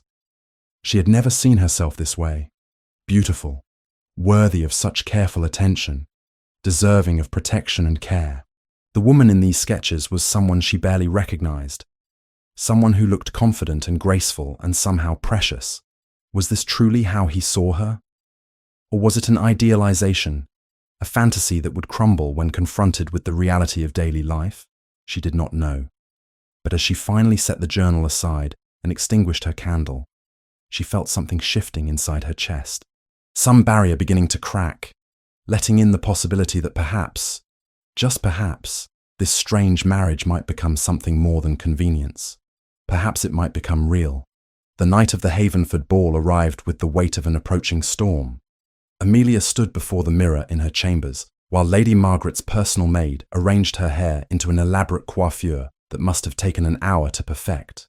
The dress the seamstress had created was a masterpiece, deep emerald silk that brought out the colour in her eyes, cut in the latest fashion with delicate beading along the bodice that caught the candlelight with every breath. She looked like a duchess. She felt like an actress preparing for the performance of her life. "You are stunning, my dear." Lady Margaret appeared in the doorway, resplendent in burgundy silk with diamonds at her throat. "Grayson will not be able to take his eyes off you." "That is rather the point, is it not?" Amelia's voice came out steadier than she felt. "We are meant to appear as a devoted couple, united against scandal and speculation. You are meant to appear as what you are becoming, two people learning to care for each other despite unusual circumstances." Lady Margaret moved closer, adjusting a curl that had escaped its pins. "I have watched you both these past 2 weeks. The awkwardness is fading. You smile more readily in his presence. He looks at you as though you might disappear if he blinks. That is not performance. That is real." Before Amelia could formulate a response, a knock sounded at the door. Grayson entered at her invitation, then stopped dead at the sight of her. The silence stretched for several heartbeats. He stared at her with an expression she'd never seen before, wonder mixed with something that looked almost like pain. His formal evening attire made him appear even taller, more imposing, every inch the powerful duke he was born to be. "You look—" He stopped, cleared his throat, tried again. "Forgive me. I seem to have lost the capacity for coherent speech." Heat flooded Amelia's cheeks. "Is it appropriate? The seamstress assured me the style was fashionable, but I have been out of society so long I cannot judge. It is perfect. You are perfect." He crossed to her, moving with that controlled grace she had come to recognize. "I have something for you. A loan, really, from the family collection. If you would permit me." He produced a velvet box from his pocket. Inside, nestled against black silk, lay a necklace of emeralds and diamonds that must be worth more than her father's entire estate had been. The stones caught the light, throwing green fire across the walls. "I cannot wear that," Amelia breathed. "It is far too valuable. What if something happened to it? Then we would commission another. These are jewels, Amelia. Beautiful, but ultimately replaceable. You, on the other hand, are singular." He lifted the necklace from its box. "May I?" She turned, presenting her back, hyper-aware of his proximity as he fastened the clasp at her nape. His fingers brushed against her skin, the barest whisper of contact that nevertheless sent shivers down her spine. The weight of the necklace settled cold and heavy against her collarbones, a tangible reminder of the wealth and status she had married into. There, his hands lingered at her shoulders for a moment before falling away. "Now you look every inch the Duchess of Ravenshire. No one at that ball will be able to question your place at my side." Lady Margaret smiled with obvious satisfaction. "The carriage is waiting. Shall we?" The journey to Havenford took 40 minutes through countryside, gradually giving way to more populated areas as they approached the estate. Amelia spent the time attempting to control her racing heart, while Lady Margaret offered last-minute advice on navigating the social minefield awaiting them. "Remember, you owe no one explanations. You are the Duchess of Ravenshire now, one of the highest-ranking women who will be in attendance tonight. Most of them will be too intimidated by your title to ask intrusive questions directly, and those who are not intimidated will be managed by my son." Lady Margaret glanced at Grayson with maternal pride.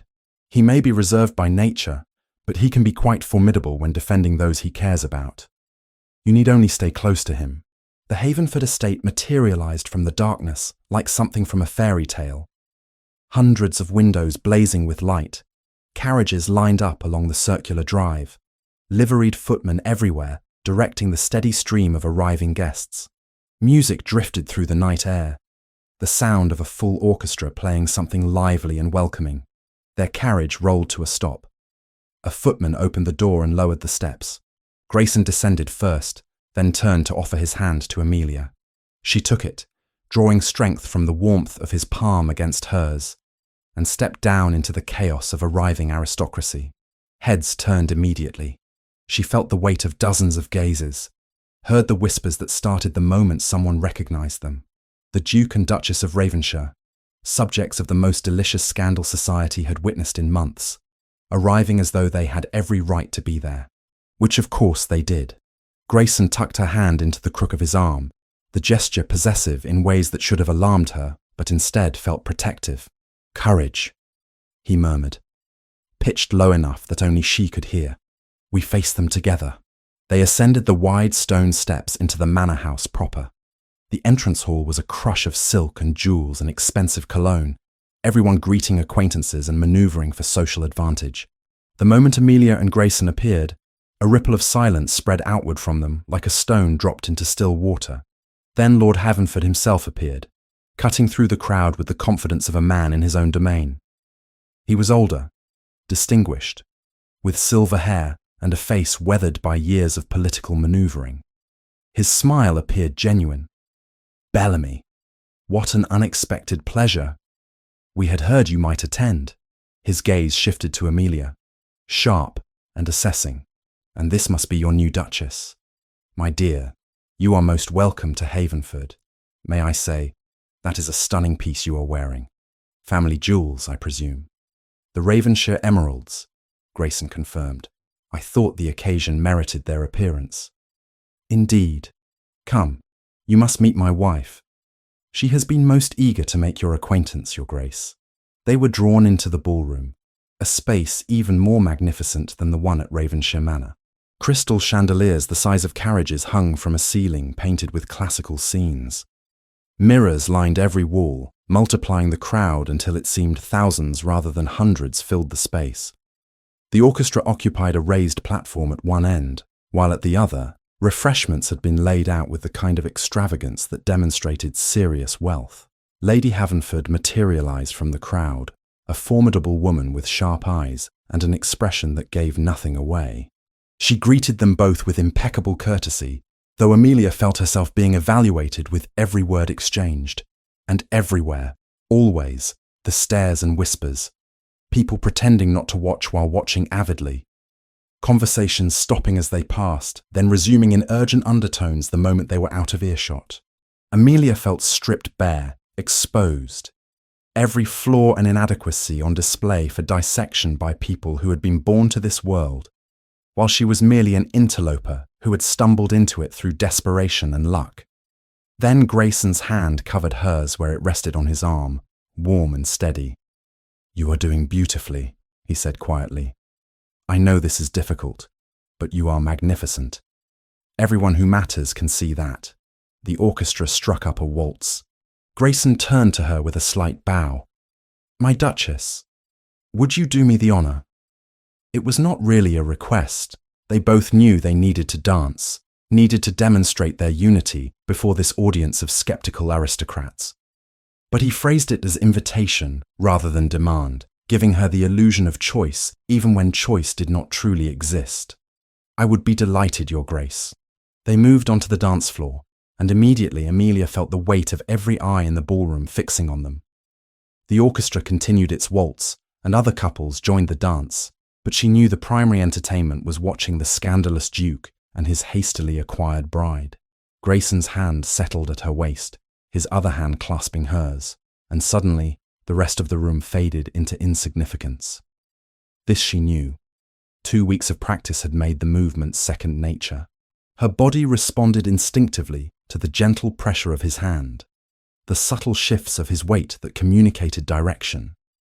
They moved together across the polished floor, spinning and gliding in perfect synchronization, and for the first time since entering the ballroom, Amelia felt something approaching calm. "You are not breathing," Grayson observed. "If you faint, the gossips will have a field day speculating about why." Despite everything, a small laugh escaped her. "I am breathing, just shallowly. Look at me." It was a command, gently phrased. She raised her gaze from his shoulder where it had been safely fixed to meet his eyes, green and intense and focused entirely on her face. "Forget them. For these few minutes, there is no one in this room except us. Just you and me, dancing, exactly as we have practiced. Can you do that?" She nodded, not trusting her voice. Good. Now tell me, did you finish that book you were reading yesterday? The one about the explorers? The unexpected question threw her off balance in ways that had nothing to do with the dance steps. Yes, actually. The ending was quite tragic. I know. I read it years ago and have been annoyed with the author's choices ever since. Surely there was some way to save at least one of the main characters. They talked, circling the ballroom in three-quarter time, discussing books and philosophy and completely inconsequential matters while half of London's aristocracy watched and whispered. And gradually, Amelia felt the tension in her shoulders ease. Her steps became more confident, her posture more relaxed. She caught herself smiling at something witty Grayson said, saw answering warmth in his expression. The waltz ended. He bowed, she curtsied, and the assembled guests applauded politely.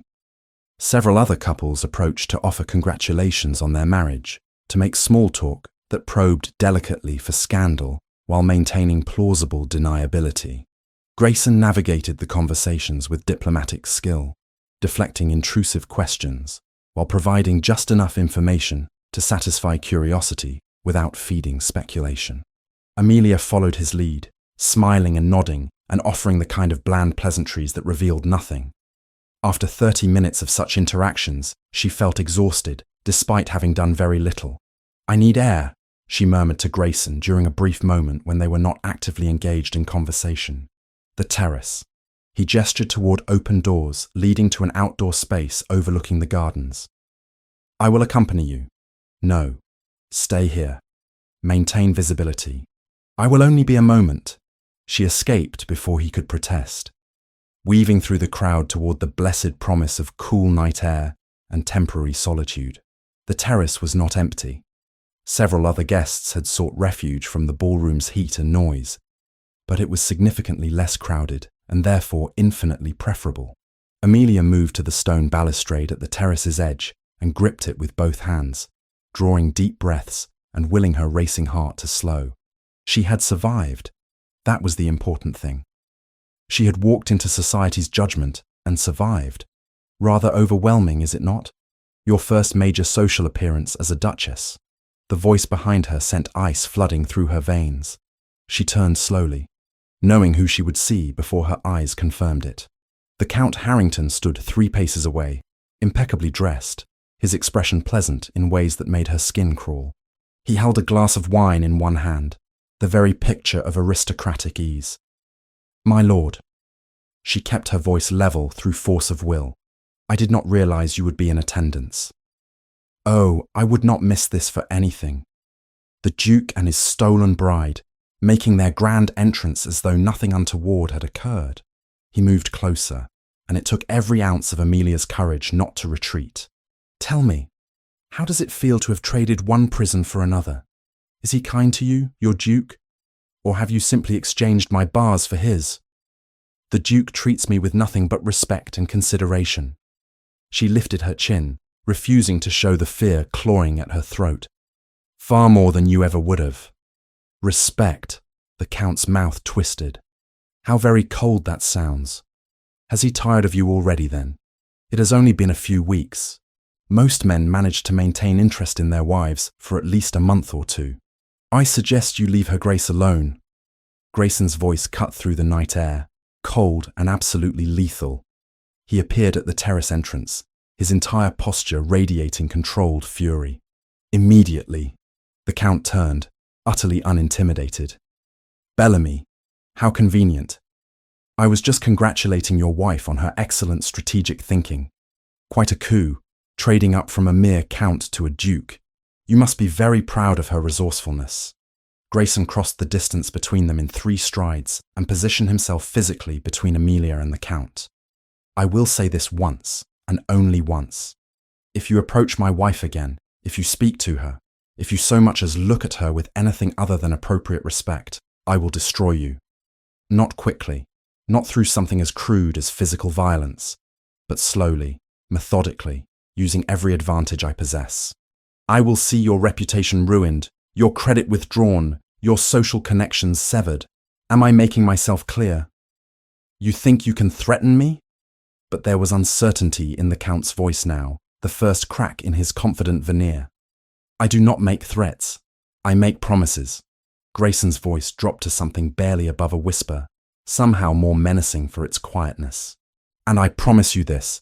If you harm her in any way, there will be nowhere in England or beyond where you can hide from my vengeance. I suggest you take that under advisement." For a long moment, the two men stared at each other. The Count broke first, looking away, his jaw tight with suppressed rage. "This is not over. Actually, it is."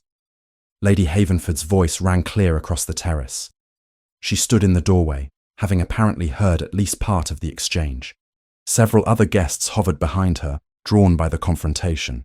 "Lord Harrington, I believe you have worn out your welcome at my home. My staff will see you out." The Count's face mottled with fury and humiliation. "You cannot, seriously." "I can and I am. I have known about your activities for some time, my lord. The circumstances of your first wife's death, for instance. The pattern of cruelty disguised as proper husbandry.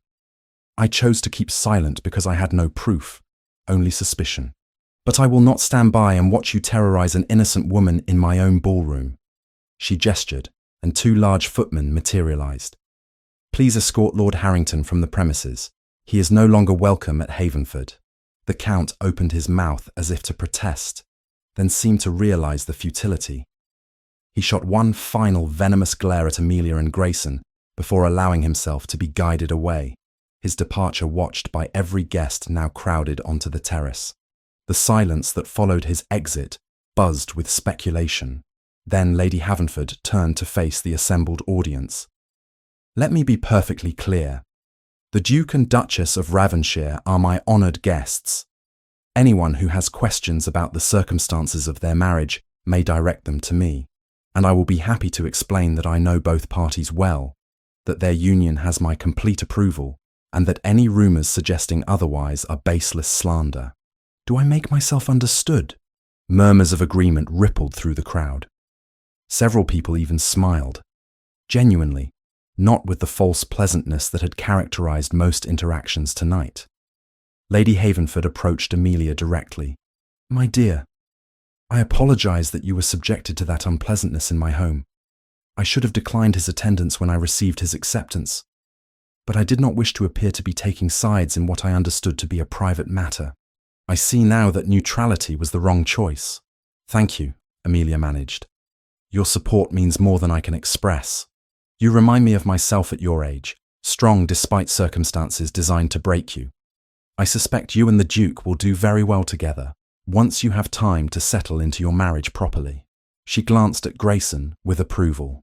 "Your father would be proud of you, Bellamy. He always valued character over convenience." The rest of the evening passed in a blur.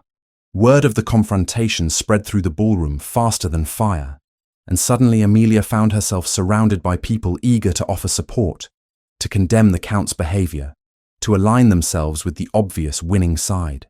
It was exhausting and overwhelming, but for the first time she felt something approaching acceptance. They departed shortly after midnight, pleading fatigue, though in truth, Amelia simply could not bear another moment of social performance.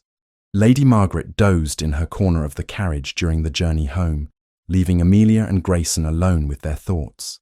"Thank you," Amelia said finally, breaking the silence, "for defending me tonight. For—" She gestured helplessly, unable to articulate the tangle of emotions churning in her chest. "You do not need to thank me for protecting what is mine." He said it calmly, but she heard the possessiveness threading through the words. Not controlling, not demanding ownership, but claiming connection. "Though, I confess, when I saw him speaking to you, I wanted to do considerably more than make threats. I was handling him. I know you were. You are far stronger than you give yourself credit for." He reached across the space between them and took her hand, his thumb brushing across her knuckles in a gesture that had become familiar over weeks of practice. "I meant what I said to him. I will not allow anyone to harm you. Not him, not your uncle, not anyone." She looked down at their joined hands, his large and strong, hers smaller but no longer trembling. She thought of his journal, of 2 years of careful observation and unspoken longing, She thought of the way he had recognized her in the garden, the way he had opened his carriage door without hesitation, the way he had given her freedom when he could have demanded submission. And she realized, with a clarity that was almost frightening, that she was beginning to trust him. Not just accept him as the lesser of two evils, but genuinely trust that he would honor his promises, that he wanted her happiness more than he wanted control. "I think," she said slowly, "I am beginning to believe that you mean the things you say." His hand tightened on hers. "I have never lied to you. I never will." The carriage rolled through darkness, carrying them back toward Ravenshire and whatever future awaited them there. Amelia leaned her head against the cushioned seat and allowed herself, for the first time since this entire impossible situation began, to feel something that might eventually become hope. The days following the Havenford ball transformed the atmosphere at Ravenshire Manor in ways both subtle and profound. The tension that had characterized Amelia and Grayson's interactions since their hasty marriage began to shift, morphing from wary uncertainty into something warmer, more complex. Where before they had maintained careful distance, now they found themselves gravitating toward each other's company with increasing frequency. Morning rides became routine. Grayson would appear at Amelia's door shortly after dawn, already dressed for riding, asking if she would care to join him. The first time he issued the invitation, she had hesitated, uncertain whether this was obligation disguised as choice. But his expression held genuine hope rather than expectation, so she agreed. The estate revealed itself in those early hours, mist rising from fields, deer grazing near the tree line, the sky painted in shades of rose and gold that no artist could properly capture. They rode side by side, sometimes talking, sometimes simply existing together in comfortable silence. Amelia discovered that Grayson knew every tenant by name, could identify bird species by their calls, and possessed surprisingly strong opinions about the proper management of woodland. "My father believed stewardship was sacred," he explained one morning as they paused near a stream to let the horses drink. "We are only temporary caretakers of this land. Our responsibility is to leave it better than we found it, not to extract every possible penny, regardless of long-term consequences." Amelia watched him as he spoke, noting the passion that animated his usually controlled features. "You miss him. Every day." He turned to look at her, green eyes reflecting the morning light. "He died when I was 16, far too young to inherit a dukedom, but I had no choice in the matter. Some days I still feel that inadequacy, wondering if I am making decisions he would approve of, or simply flailing about pretending I know what I am doing." "You are doing remarkably well from what I can observe." She meant it sincerely. In the weeks since arriving at Ravenshire, she had witnessed how the servants respected him, how the tenants spoke of him with genuine affection rather than fearful deference. People follow you because they trust your judgment, not because they are forced to obey. Something vulnerable flickered across his expression. "That means more than you might realize," hearing you say it. The afternoons often found them in the library, occupying separate chairs but existing in shared space. Amelia would lose herself in novels or philosophy, while Grayson worked through correspondence. And somehow the simple act of being together while engaged in separate activities felt more intimate than formal conversation. Occasionally, he would read a passage aloud, asking her opinion, or she would laugh at something in her book and look up to find him watching her with an expression that made her breath catch. Dinners stretched longer each evening, the three of them, Amelia, Grayson, and Lady Margaret, lingering over wine and conversation that ranged across every conceivable topic. Lady Margaret proved to be a skilled facilitator, asking questions that drew them both out, creating space for genuine connection to develop. "I think," Lady Margaret observed one evening as she prepared to retire, "you two have found your rhythm. It pleases me to see it."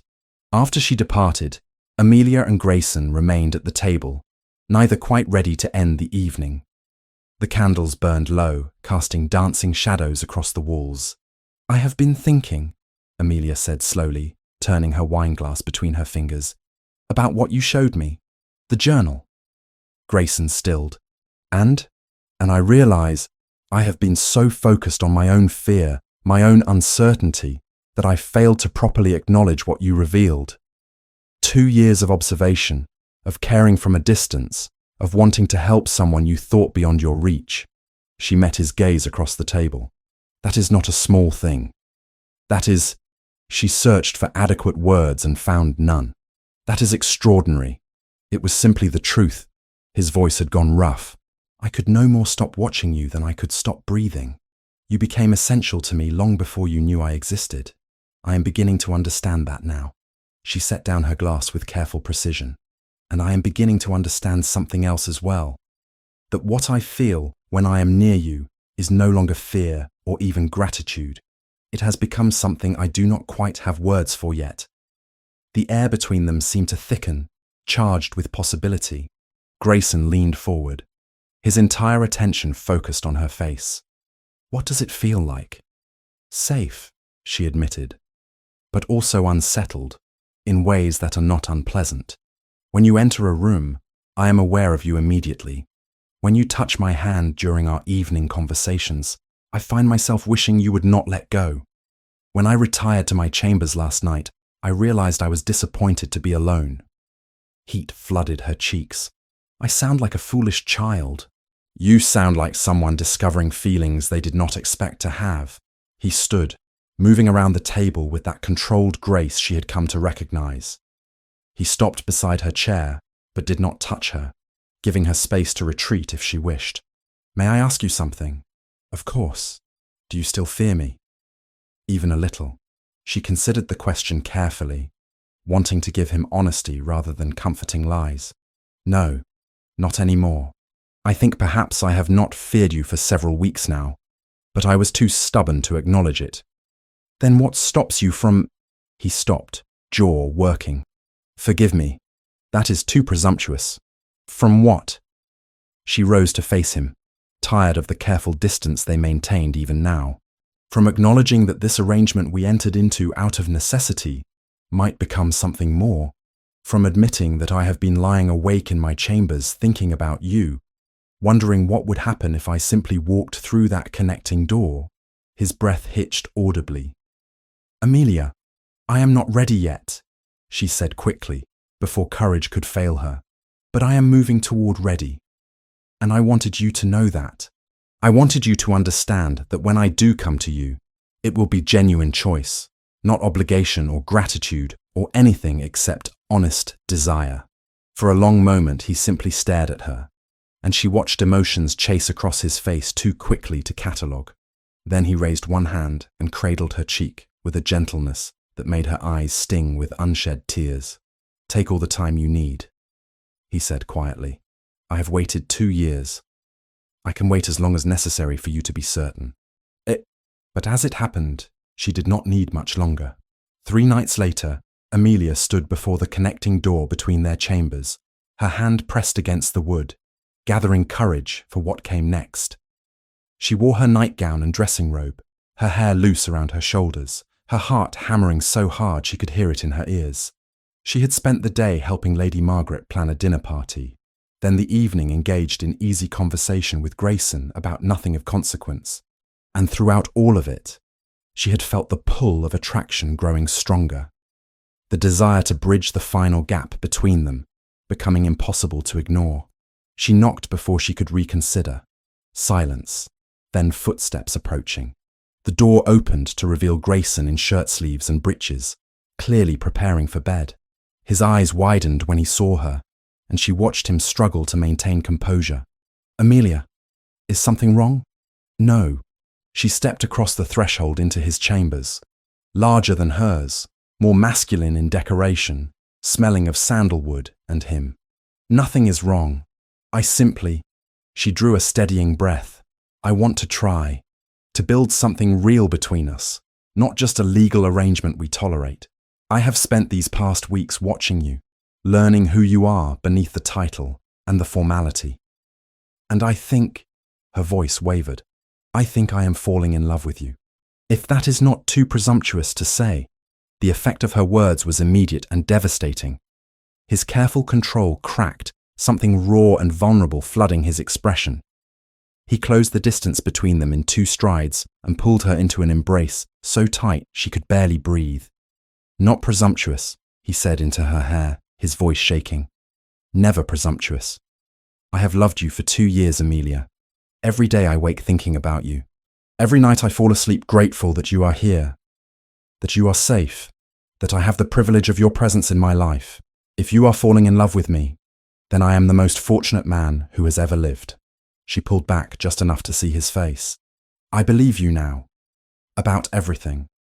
The journal, the 2 years of watching, the motivations behind helping me. I believe that you love me without expectation or demand. And I want to love you back, properly, completely." He cupped her face in both hands, his thumbs brushing away tears she had not realized she was crying. "Are you certain? We need not.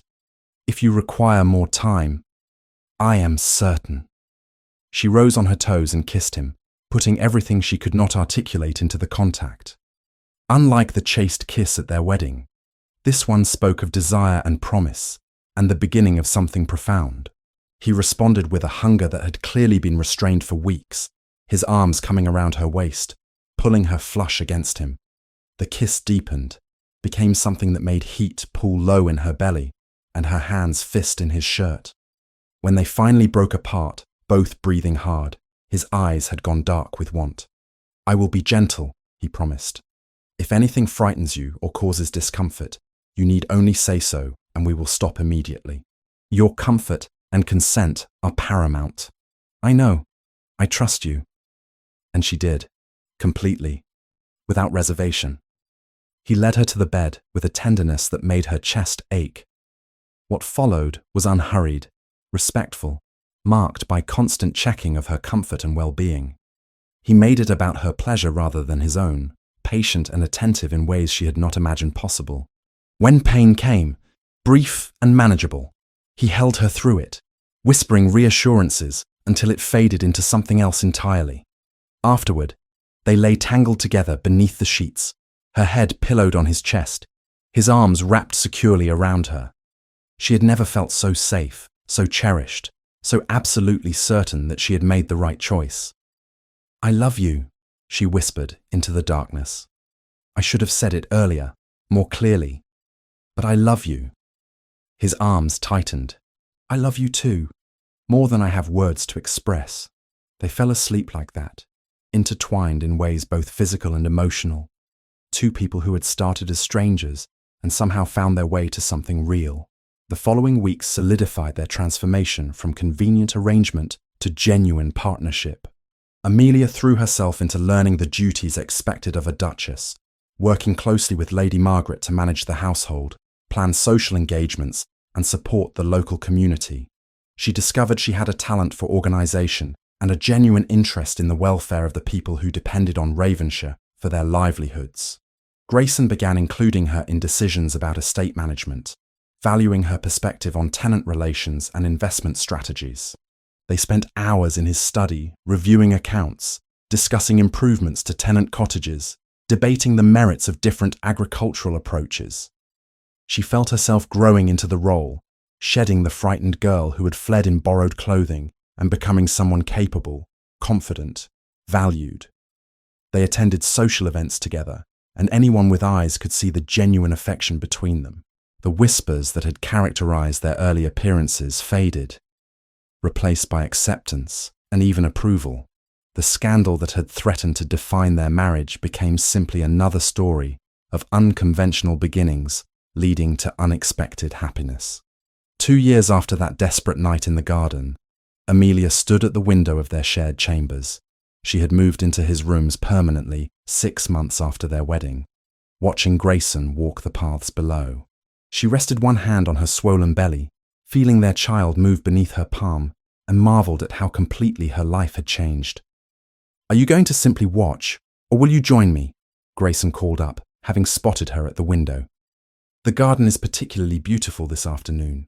She descended carefully, mindful of her balance, and met him at the entrance to the garden path. He took her hand immediately, helping her navigate the gravel with the protective attentiveness that had characterized his behavior since learning of her pregnancy. They walked slowly, taking their time until they reached the spot where it had all begun. The fountain, the bench, the hedges where she had hidden in her ridiculous disguise. "Do you remember?" she asked, though she knew he did. They had discussed that night many times, finding humor in what had seemed terrifying at the time. "How could I forget?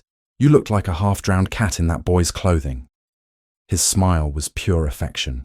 "But even covered in dirt with your hair stuffed under that cap, you were the most beautiful thing I had ever seen. You knew immediately. I have never asked, how? How did you recognize me so quickly when the disguise should have worked? Your eyes." He said it simply, as though it were obvious. "I would know them anywhere, under any circumstances. They are uniquely yours. The exact shade of blue, the way they catch light, the expressions that flicker through them when you think no one is watching. I had spent 2 years memorizing those eyes. A bit of dirt and borrowed clothing was never going to fool me." She leaned into him, or as much as her protruding belly allowed. "I thought that night that my life was ending.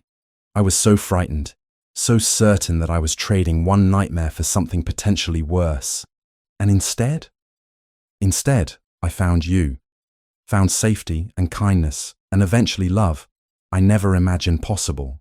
She tilted her head back to look at his face. "You saved my life that night. You know that, do you not?" "No." He turned to face her fully, his expression serious. "You have it backward. You saved mine. For 2 years I existed in a half-life, watching someone I could not approach, wanting to help but having no avenue to do so.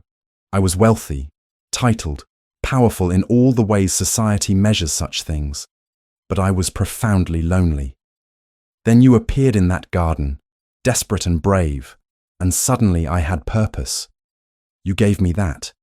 You gave me everything that matters." Tears spilled down her cheeks. Pregnancy had made her emotional in ways she found both frustrating and touching. "I love you. More every day somehow.